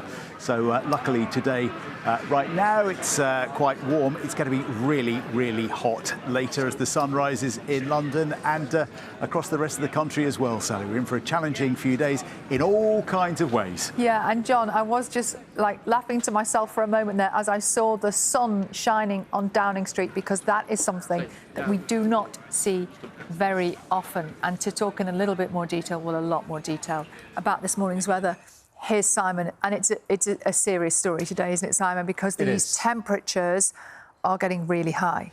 It is. We're going into uncharted territory, to be honest with you, for June weather, because we're going to see record-breaking temperatures over the coming days. And it's not just the UK. across France as well. Temperatures widely 15 degrees Celsius above average for the time of year. This is not normal summer weather. That heat is extending its way into the UK. Temperatures across France will be up to 45 degrees Celsius. Records will be broken widely across the UK and in Europe. We've got this extreme heat warning, of course, from the Met Office through today and tomorrow. It's across the Midlands, eastern and through southern areas of England, East Wales as well. By Wednesday and Thursday, it will be expanded its way further north and west. Now, there's a possibility we could see some upgrades to these warnings as we go through the next 24 hours. So stay tuned to the weather forecast. The last time we saw kind of these type of temperatures, this type of heat, was back in July 2022. That's when we saw that record temperature of 40.3 degrees. This is the temperatures we're expecting to see by midweek. And I have seen models, weather models, suggesting that these temperatures could be even higher, approaching that 40 Celsius. Again, we'll keep you up to date with the very latest. But yeah, very hot, not just for southern areas of England, but up into northern England, across Wales as well. For today, there's some sunshine across England and Wales, but for Scotland and Northern Ireland, well, it will turn much warmer here as well in the coming days. But for today, quite cloudy, some outbreaks of rain across Northern Ireland, central southern areas of Scotland, temperatures 17 to 21. Widely today, though, temperatures getting up into the high 20s to low 30s, 32 Celsius. The top temperature this afternoon in the south. We could see a few sharp showers later today, moving their way eastward, maybe even the odd rumble of thunder as well. Some showers across northern England as well. And the other thing about this heat wave is the humidity. It will feel really uncomfortable, not only by day, but by night as well. Temperatures overnight about 13 to 18 degrees Celsius. The nights will be warmer in the coming days. For Tuesday, more sunshine for Scotland and for Northern Ireland. Temperatures will rise here. Again, lots of sunshine across England and Wales with that high UV, light winds, temperatures ramping up even further. 36, maybe 37 degrees Celsius, but widely much more of the Midlands into northern England could see temperatures up into 30 Celsius, 25, 26 degrees for Scotland, for Northern Ireland. And then, as I said, the nights. These are the overnight temperatures into Wednesday, potentially record-breaking overnight temperatures. As I mentioned, the humidity will be higher than the heat wave that we had back in May. And you will notice that because that is going to be really uncomfortable into Wednesday. So we've got this amber warning at the moment for today and tomorrow across many parts of England and Wales, extended into Wednesday and Thursday. This is a significant heat wave. Met Office don't often do warnings for extreme heat. As I said, the last time we saw this sort of scenario, Sally, was in 2022. So it is really quite serious. So that's taking us up to Thursday. I know it's only the start of the week, but from Thursday onwards, what's it looking like? Yeah, so it looks like that for eastern areas of England, we'll see temperatures again into the 30s. Elsewhere, it will turn cooler. Right. So we'll see the end of the extreme heat, I think, on Friday for many of us. But eastern areas will keep those temperatures in the 30s. Simon, thanks very much. Now, it is time to reveal the answer to Friday's breakfast brain test, which was set by the author, Kate Moss.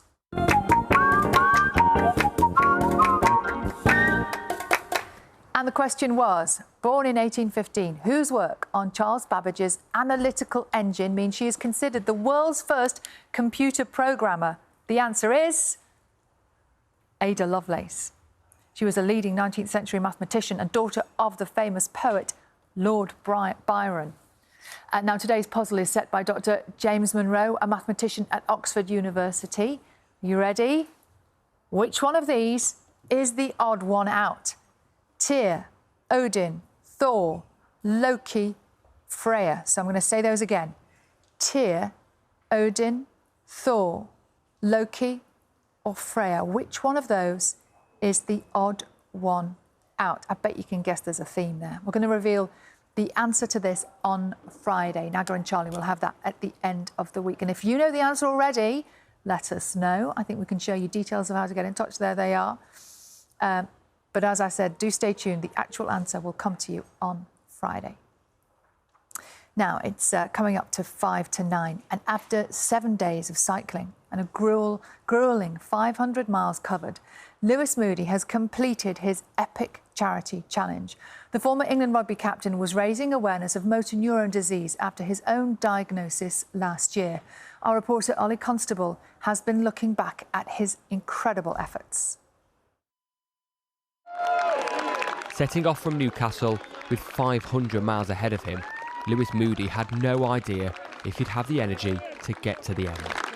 Day by day, surrounded by his friends, family and teammates, the ex-England star ticked off the miles. Nicknamed Mad Dog during his rugby days, he'd need the same relentless energy to help him finish this challenge. His aim was to visit his former clubs while raising money for motor neurone disease following his own diagnosis in September. It was really emotional coming down. Just emotional, yeah, but lovely. Just really lovely. You know, I've not cried on this trip yet, but coming in there and he came off my bike, I just had to hold it together to get to the end. The support he had along the route had been incredible, with him raising money for the My Name's Doddy Foundation. As he went, him and his team met those also living with the condition. I think the reception we've had from all the rugby clubs, it shows that rugby community feel. Everyone, there's a great attachment there. We're trying to raise some funds. There's lots of good things going on with MND at the moment, and where the funds can help and the more we can do puts everyone in a better place. He'd been joined on the journey by ex-teammates, including fellow 2003 World Cup winner Johnny Wilkinson. And his two boys, Dylan and Ethan, put in the miles during the relentless hot weather, as did his wife Annie, who was part of the ride which pushed them over the £500,000 fundraising mark. The amount we've raised it's astonishing. We still would love to raise some more today and definitely hit that $500,000 and go over that. It means so much to us. You know, every penny get us nearer to that cure, and obviously that's what I want. I want that in Lewis's time. When you look the disease in the face, it is a tough place to be, but we've got a huge amount of love and support around us. Friends, family, teammates. The final leg saw them arrive at Twickenham in time for the Prem Rugby final. Lewis completed every mile with a match ball taped to the back of his bike, which was then delivered to the referee in front of thousands of fans. Stowed safely in Lewis Moody's saddlebag. What he's done for MND, you are me. Brilliant, amazing, absolutely amazing, emotional as well. It means a lot. I think we should get a day off. A bank holiday? Yeah, bank holiday. Yeah. Lewis Moody bank holiday. 500 gruelling miles completed, and a hero's welcome for a team determined to make a difference. Ollie Constable, BBC News. Well done to Lewis, to Annie and the boys, to everybody who took part in that ride. It was incredible. They did an incredible job. Just time to remind you of our brain test. We're getting a few answers in already. We've been asking you who's the odd one out, Tyr, Odin, Thor, Loki or Freya. Which one of those is the odd one out? Anne has been in touch. Anne Armstrong, she says Freya is the odd one out. All the others are men. Anne, I wonder if it's that.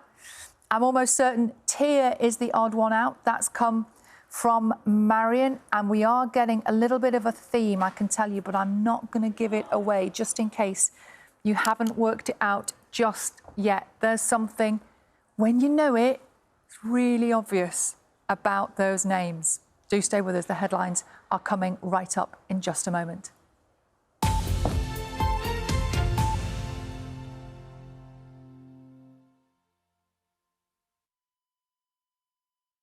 Come on an African adventure with Hamza. Do you want to come and help me? Hamza loves animals. Aren't lions terrific? And animals love him. I love them all. Learn all about the amazing world of African wildlife. Here, every day is different, and every animal has its own story to tell. From enormous elephants and giant giraffes to boisterous baboons and wacky warthogs. There's so much to see and learn in brand new Hamza Loves Animals Africa. Watch now on CBeebies and BBC iPlayer. Discover unique stories. Listen to this. This is extraordinary. He's giving up the throne. He's resigning his job.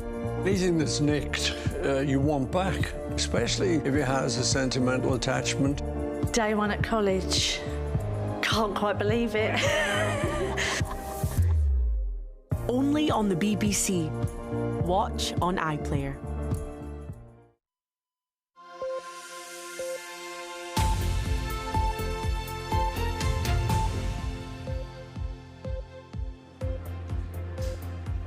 Good morning, everybody. Welcome to Breakfast with me, John Kay, live on Downing Street this morning, where all eyes are on that famous front door amid growing signs that the Prime Minister is on the brink of resigning. The widespread expectation within government and within the Labour Party right now is that we could hear Sir Keir Starmer setting out a timetable for his departure today. His political rival Andy Burnham makes his return to Westminster this lunchtime after his convincing victory in the Makerfield by-election. Also on Breakfast this morning, a weather warning for extreme heat has come into effect, covering large parts of England and Wales, with record-breaking temperatures due to last until Thursday. Yes, that heat wave builds from today. By midweek, the temperature could be as high as 38 degrees Celsius, perhaps even a bit higher than that. This extreme heat, as I said, will last right through until Thursday. I'll bring you all the details very shortly. As the heat intensifies, how will you cope at work? I'll have all the information you need to make sure both employees and employers can try to stay cool in the workplace. Are we sitting comfortably? Yes, thank you, Wallace. We are celebrating 50 years of Aardman, the creative brains behind Britain's favourite plasticine characters.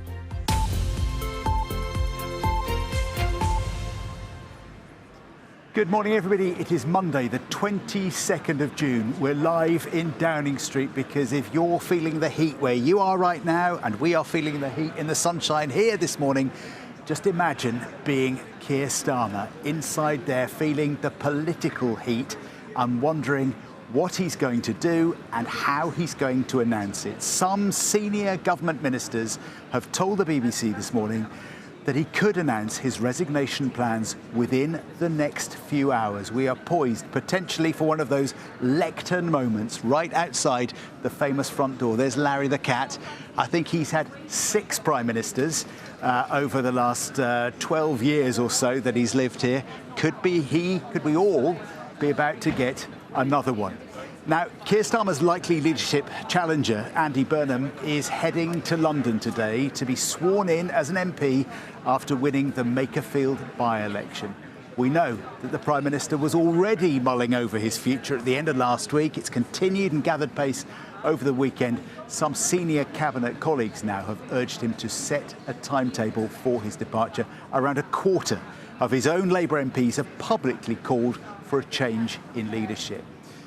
His resignation has already been predicted or pre-announced by the American President, Donald Trump. Do you see this? President Trump, writing on social media yesterday, said Sir Keir Starmer will resign as Prime Minister of the United Kingdom. He continued, he failed badly on 2 very important subjects, immigration and energy.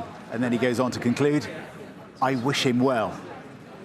Downing Street later said there hadn't been any conversations between President Trump and Keir Starmer and nothing had been decided. But let's talk to Henry, because we've been trying to get updates all the time, maybe expecting movement here for some time, but as yet, still nothing. We still don't know that Sir Keir Starmer is going to resign as Prime Minister today. But I do think, in my professional experience, and I've seen quite a few Prime Ministerial resignations now in not that many years, if he weren't going to resign, they would have told us so by now, because there is a media frenzy here. There's probably a couple of hundred journalists from the world's media, let alone Britain's here, and that is all in expectation of a resignation. Now, earlier today, we did hear from a government minister on the programme. Let's just have a listen to what the Skills Minister, Baroness Smith, said. He's also, of course, been thinking about what the best thing to do, given some of the challenges that we know he's facing, what the best thing for the country is to do. And that's what the Prime Minister always focuses on, and that's what he's been thinking about over the weekend. That's Baroness Smith talking to us on Breakfast a bit earlier. That's what she said, but you were saying listen for what she doesn't say. Yeah, and what she didn't say was what Keir Starmer said on Friday, the last time we saw him in public, which was, if there's a leadership contest, I will stand, I will fight on, I have the mandate, I want to get on with the job. Now, I'm sure Sir Keir Starmer does still want to get on with the job. I know that he is furious with Labour MPs and ministers who he believes only have their jobs because of the general election campaign that he ran and the changes in the Labour Party which he brought about after becoming leader in 2020. But politics is brutal. Politics is a blood sport, frankly.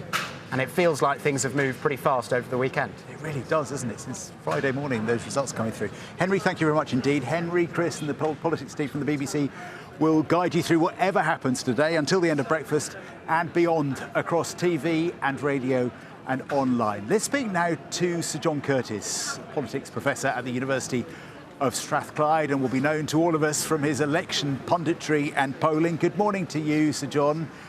Good morning to you, John. How important was that Makerfield by-election in setting the tone for what happens now? Well, there is no doubt that the way in which and the extent to which Andy Burnham won the Makerfield by-election, as it were, put the final nail in the coffin of Keir Starmer's likelihood of staying on as Prime Minister.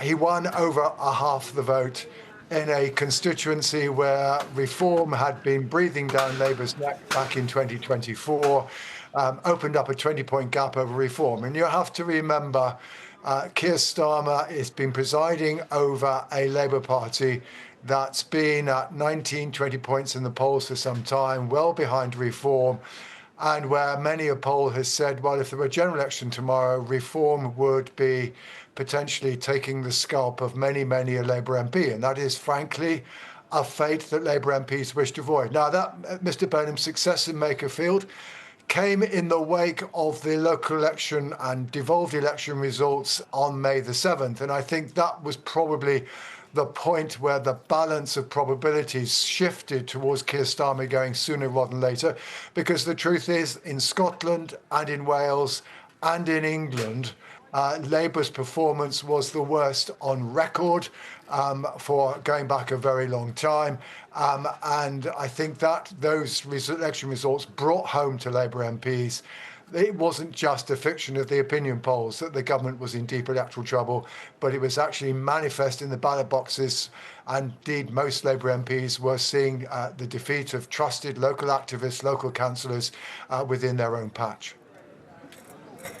John, I'm going to come back to you in just a second, but I just want to tell people at home that you might be able to hear some clicking and rolling. That is the sound of audio equipment and TV equipment being rolled out of 10 and 11 Downing Street into the street here in exactly the way that happens when there is going to be some kind of lectern moment, exactly as happens when you get a prime ministerial statement out here. Now, there's still nothing officially been announced, but all the indications are that we might be about to get some kind of statement in the next few minutes from the Prime Minister, Sir Keir Starmer, about his future. We'll let you know what happens on that. But John, let me come back to you. Has there been much polling done about where Labour would stand across the whole of the UK if there was a change at the top, if there was, say, an Andy Burnham premiership?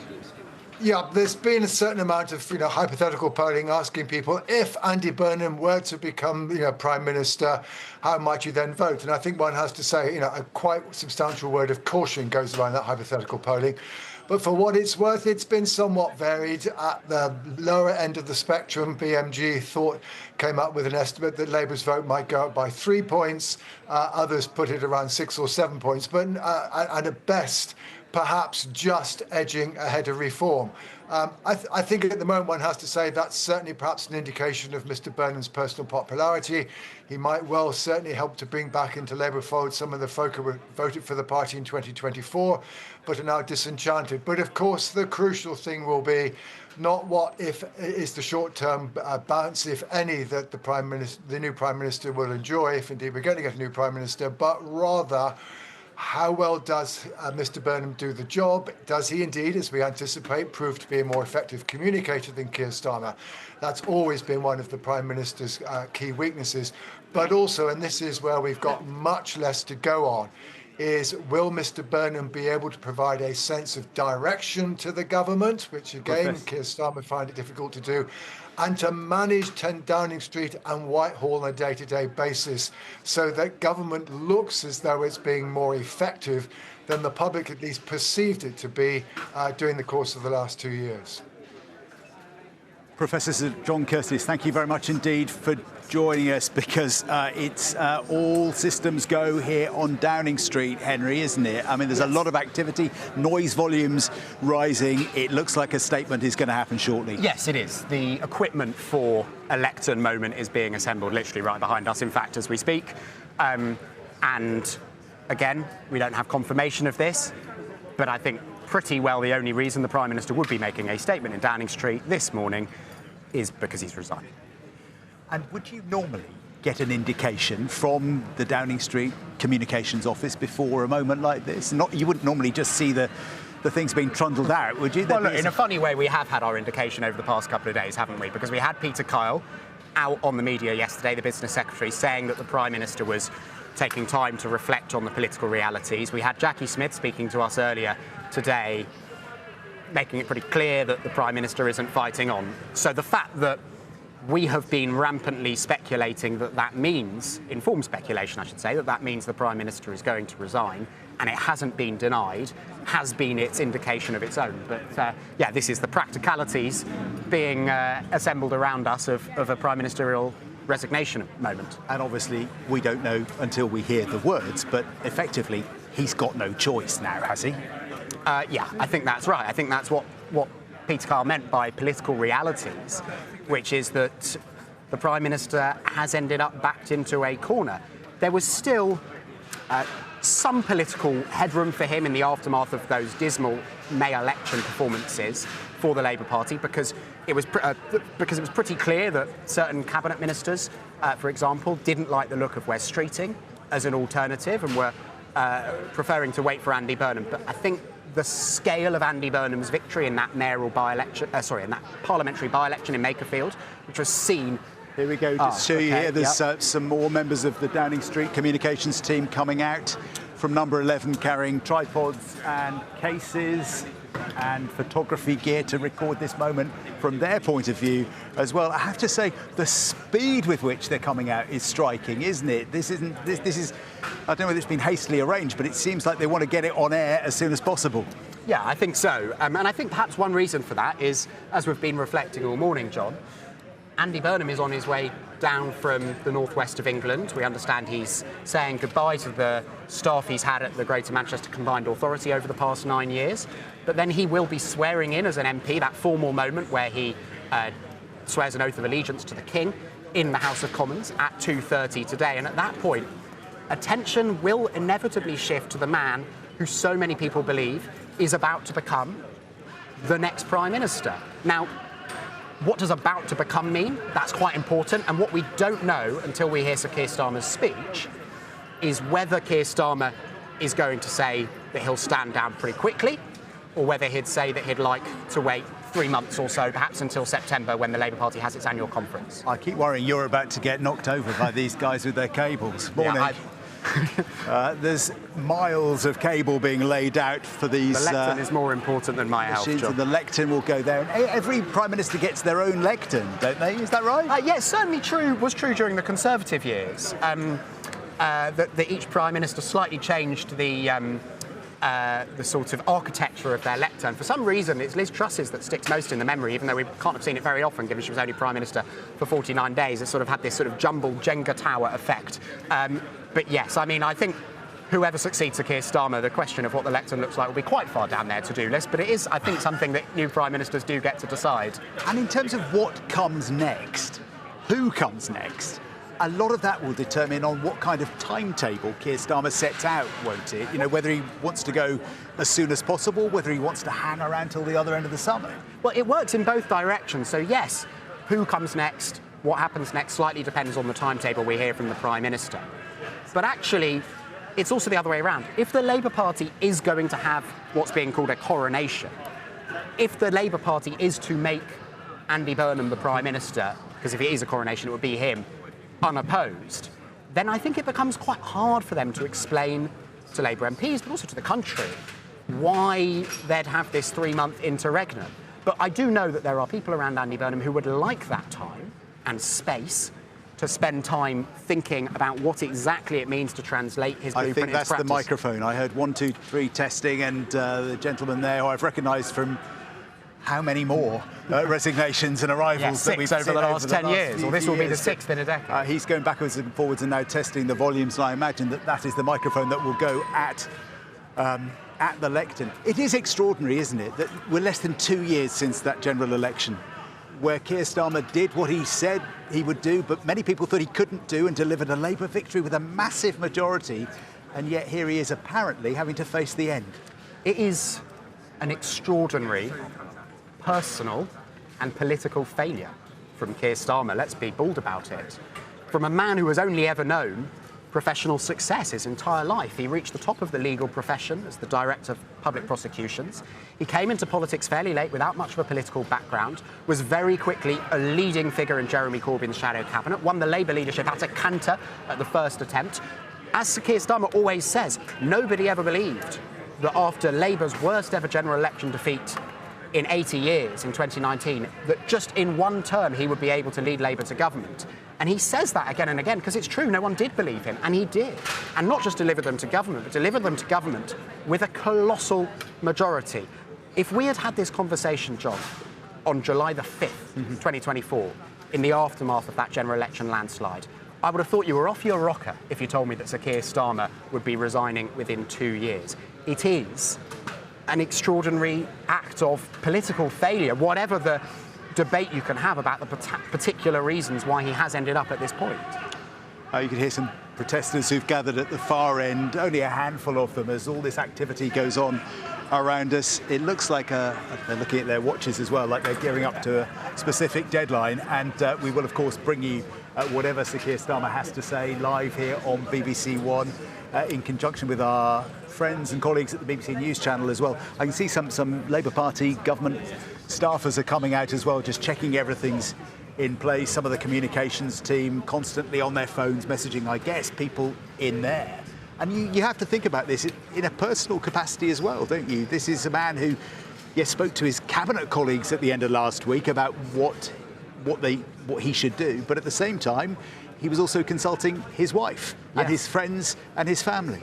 Yeah, and Sir Keir Starmer, I think, more than many prime ministers, has spoken quite frankly about his concerns about the impact of him being prime minister on his family, on his children. He has 2 teenage children who, of the prime minister's choosing, are not in the public eye at all. They're never photographed.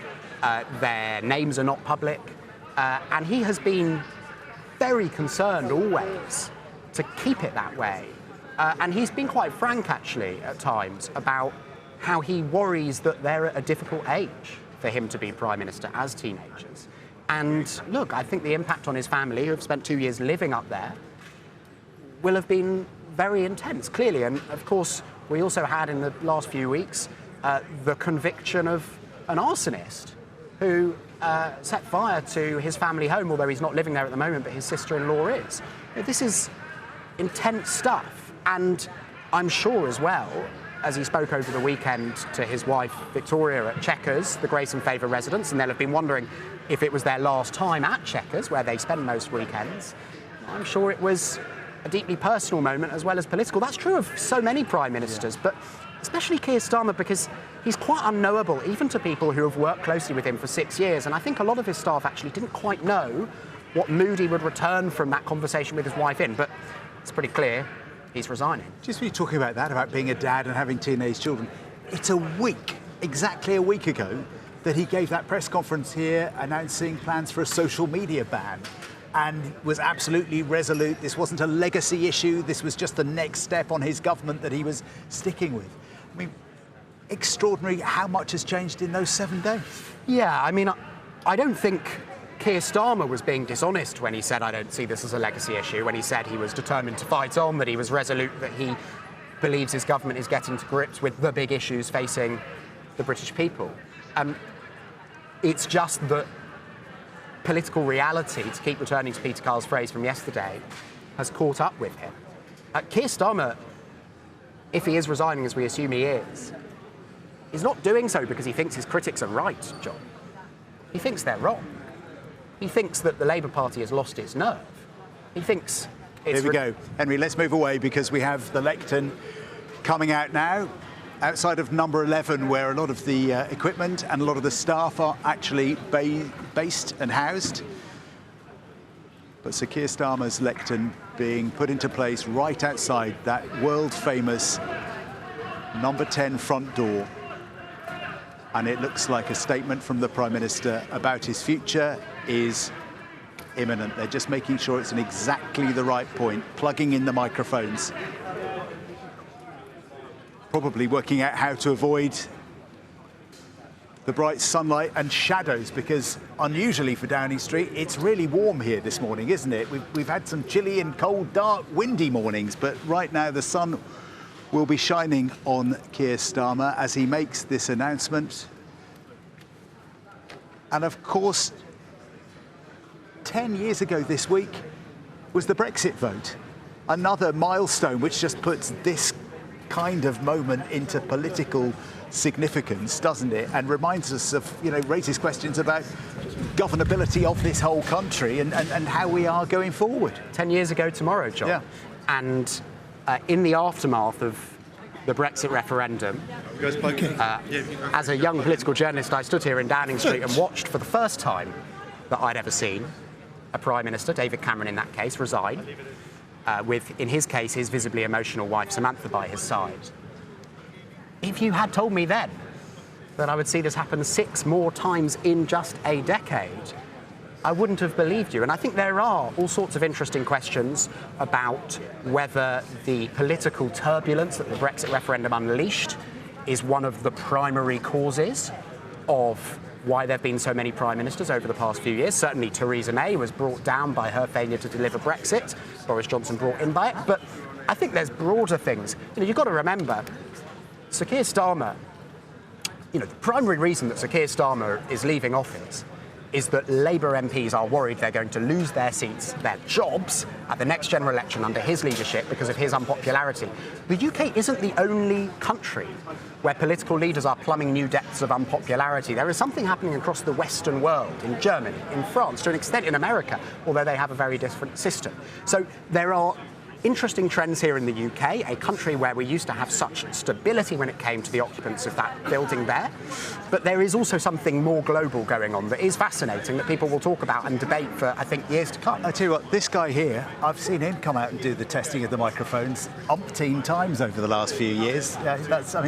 He probably never thought that when he got that job that he would be doing it quite so regularly. But I think he's known on the internet as Hot Podium Guy, John. But Hot that's for others guy. to judge. And I don't think that's a reference to the Sun. That was you. By the way, it should just say over here, so this is Sir Keir Starmer's staff. I don't know if we can see them, but just outside number 11, Downing Street, where Rachel Reeves is based, these are Sir Keir Starmer's staff. Some of them civil servants, but I think principally political advisors. They are coming out to witness their boss, in some cases their friend, in some cases they worked for him from long before he became Prime Minister, in some cases even before he became Labour leader, and they're here to watch him resign. This is a moment of great personal sadness for them, as well as, of course, for the Prime Minister. You're watching BBC Breakfast live on BBC One. It's 23 minutes past 9 on Monday, the 22nd of June. We're live in Downing Street as members of Sir Keir Starmer's close political circle gather on the steps to watch him make a statement at a lectern outside number 10. We don't know exactly what he's going to say, but after all the speculation of the last few days, the expectation here in Westminster is that Sir Keir Starmer is going to set out the plans for his resignation, maybe the timetable around his resignation. Doesn't necessarily mean he's walking away from number 10 this morning and won't come back. There will have to be some sort of handover. There might even be a full leadership contest. We don't know that. But at the same time, right at this moment, Andy Burnham, former Mayor of Manchester, who won that by-election in Makerfield on Friday, the early hours of Friday morning, he's heading down to Westminster to take his seat in the House of Commons. And that victory for him, that potential that he now has, having won and returning to Parliament, that allows a leadership contest. And Henry, that is the moment, isn't it? That's what made the difference. That's what's hastened this. Absolutely. I think it may well come to be felt that the Labour Party in practice decided the leadership question when Andy Burnham became the Labour candidate for Makerfield. It got to a point, because remember, only a few months ago, Andy Burnham wanted to stand in a different parliamentary by-election in a different part of Greater Manchester, and Keir Starmer blocked him from doing so. But 6 weeks ago, he didn't have the political authority to do so anymore, and in some sense, that was a recognition of political reality. But the other thing... You see Darren Jones, Chief Secretary to the Prime Minister, David Lammy, the Deputy Prime Minister, and Richard Herman, the Attorney General. Yes. So perhaps the three Cabinet Ministers who've been most loyal to Sir Keir Starmer till the end. Also Jenny Chapman there, Baroness Chapman, she's in the Cabinet as Development Minister, but she ran Keir Starmer's leadership campaign for the Labour Party leadership in 2020.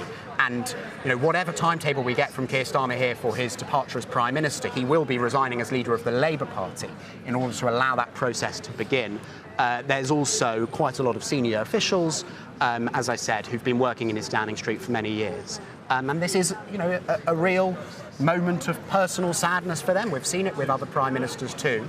They work punishing hours in service of a Prime Minister who ultimately here has failed politically. I mean, there's no other word you can use for somebody who, less than 2 years after a landslide, appears to be leaving office. Yeah, that July morning in 2024 when Keir Starmer and his wife Victoria walked up from a car up Downing Street to cheers from Labour Party supporters and became the Prime Minister against a lot of people's expectations. When he became leader, a lot of people doubted that he'd turn it around and would get to number 10 in one Parliament, in one election, but it happened. And I should just tell people at home that we're going to be staying on here on BBC One until we've heard from the Prime Minister, and on the BBC News channel they are expecting something from the Prime Minister, a statement here outside the front door at number 10, just in the next few minutes. Yes, that's right, John. And look, we still don't have formal confirmation, but I think we can say that clearly this is a resignation statement. And it is a reflection of how the mood has clearly shifted from a Prime Minister who was expressing public defiance the last time we saw him in public on Friday morning in the aftermath of that Makerfield by-election. He went away and he spoke to Cabinet Ministers, and a series of them told him, your time is up.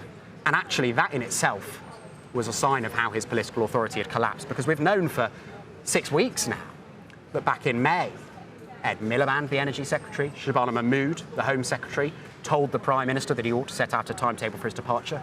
They kept their jobs. That's not necessarily normal, to stay in the cabinet of someone who it is known you have told to stand down. And then over the past few days, also Heidi Alexander, the Transport Secretary, Yvette Cooper, the Foreign Secretary. You just hit a point as a Prime Minister, even if you believe you're being treated wrongly, where the political reality is the political reality. And I think that is why Sir Keir Starmer has recognised he's in the endgame now. We're awaiting a speech, apparently a resignation speech from Sir Keir Starmer, Prime Minister of the United Kingdom, here outside Downing Street in the next few minutes. And our correspondent Rowan Bridge, who's in Manchester, tells us that in the last few minutes, Andy Burnham, who won that by-election in Makerfield at the end of last week, has arrived at the offices of the Greater Manchester Mayoralty, his former offices. That's where his staff are based. Of course, he's no longer the mayor, so he's going to be saying goodbye and thank you to them before apparently getting on a train and heading down to Westminster to swear an oath to the King in Parliament and take his seat in the House of Commons a little bit later. A lot of the frenzy that we saw a few moments ago has now died down. The lectern is out, the cables have been checked, the microphone has been tested. The members of Sir Keir Starmer's team have come out to wait, and yeah, it seems to be a sort of moment of acceptance. I mean, I'm looking at the members of his team there. A lot of them are smiling, look quite relaxed. Well, I guess maybe there's relief. There might be the relief of certainty, of knowledge of what the Prime Minister has decided. I think a lot of them have been carrying the weight of trying to find a way for the Prime Minister out of the political predicament that he has been in for some time. And, you know, I remember when, and they're not comparable instances, but I remember when Liz Truss left office after just 49 days. Obviously, that was utterly humiliating for her. But even then, she had a big group of staff who were applauding her out because they had been trying their utmost to make things work for her. But yeah, I mean, it is a funny mood, because even if we think we know what's coming, and even if this is going to be the 6th Prime Ministerial resignation, let's just emphasise again, the 6th Prime Ministerial resignation in less than 10 years, we're still not, it's still a big moment. This is still the leadership of a permanent member of the UN Security Council, of a G7 and G20 member nation changing hands, or at least the process of that handover beginning. And it is a moment of great significance, great global significance, which I think is why so many of our colleagues from the world's media have been here since the crack of dawn this morning, as well as us, John. Yes, actually, at 6 o'clock this morning, there were German TV reporters, there were American, Canadian. Here we go, the door is opened, and here is the Prime Minister, Sir Keir Starmer.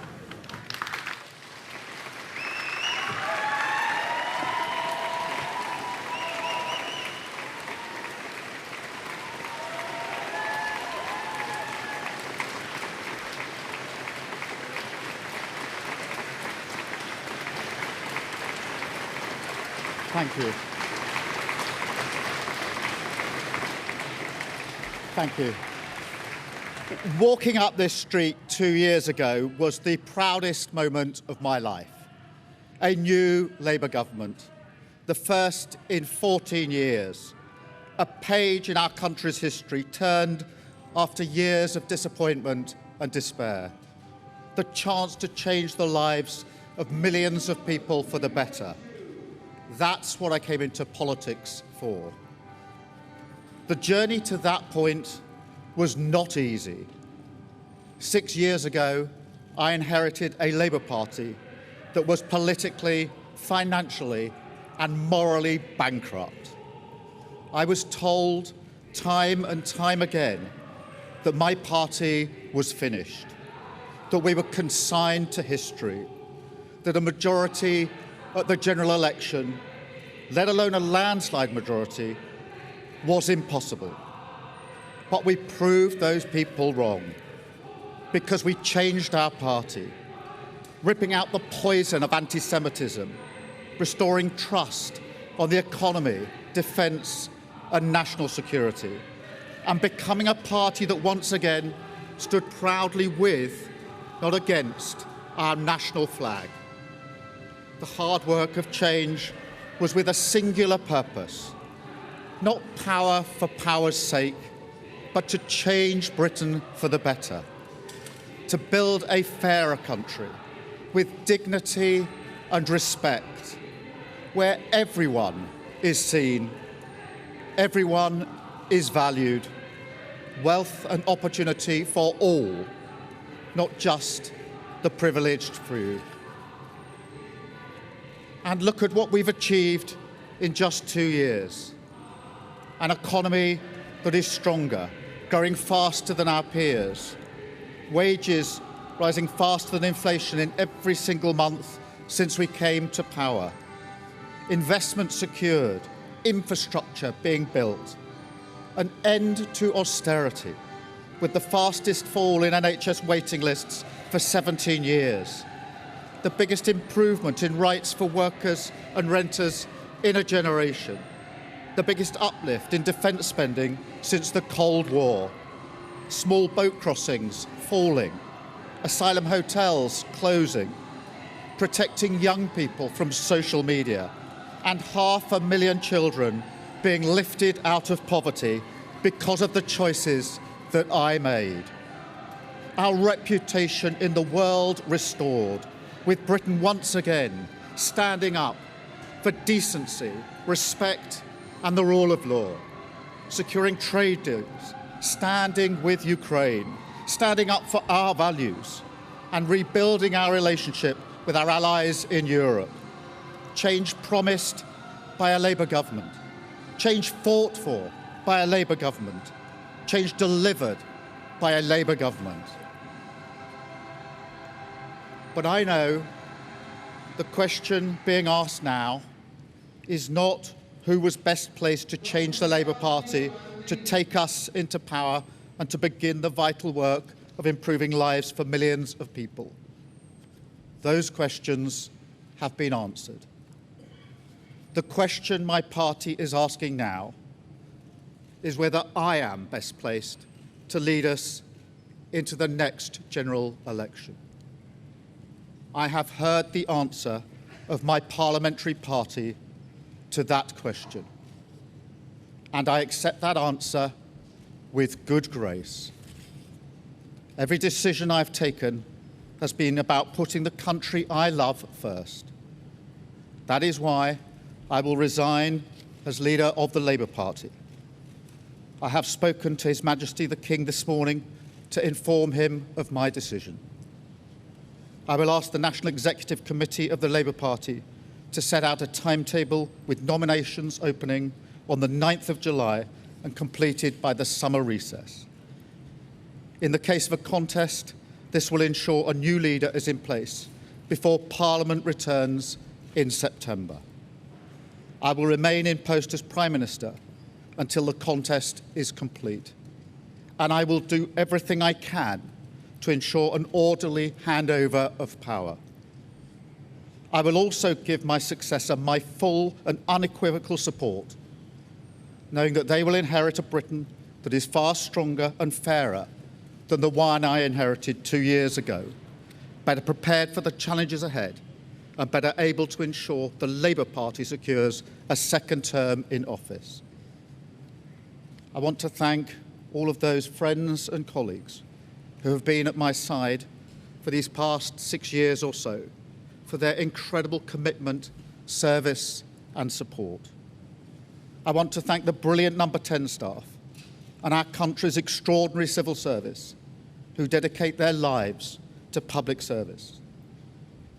And when I leave the biggest job in the country, I shall spend more time on the most important job, being the best husband I can to my fantastic wife, Vic, who has been a rock by my side through good times and bad, and being the best dad I can to my beautiful children, who are my pride and my joy.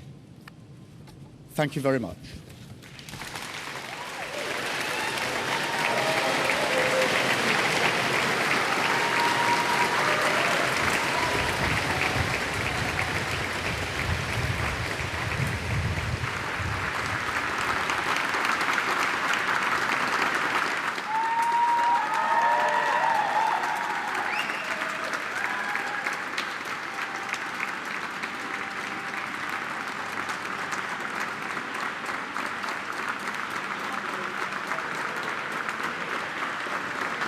Keir Starmer heading back into Number 10 Downing Street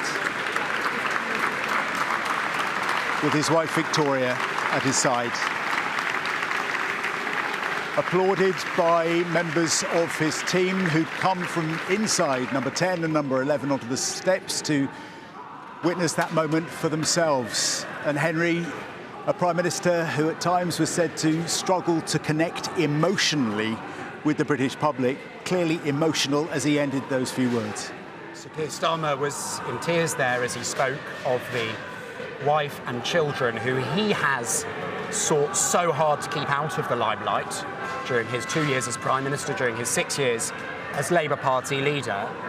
But the sort of repetitiveness with which he's talked of how he's concerned about how the job affects them has always displayed to us, I think, how concerned he is by the impact on them. And I think you saw it in the tears that he shed there as he was announcing his departure. Just in terms of the very important question there of obviously the Prime Minister announcing his resignation, but when, we have a two-track process that Keir Starmer laid out. If the Labour Party is to have a coronation, that is only one leadership candidate, presumably Andy Burnham, then it sounds like Sir Keir Starmer will leave Downing Street in July. He said nominations would close for the Labour leadership July the 9th. It's about 3 weeks' time.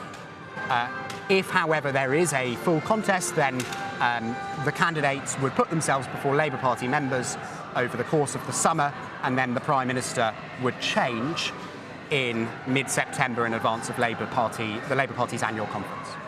We should probably just explain to people who are slightly baffled by the musical background, Ode to Joy, Beethoven, EU anthem effectively playing in the background. That's a protester playing it on the speaker at the bottom of Downing Street. That's not part of the Downing Street ambience or media edition. And it did seem, I don't know how loud it was at home, but it did seem that the Prime Minister in the early stages of the speech was thrown off a little bit by it, completely understandably, I should say, because it's incredibly loud.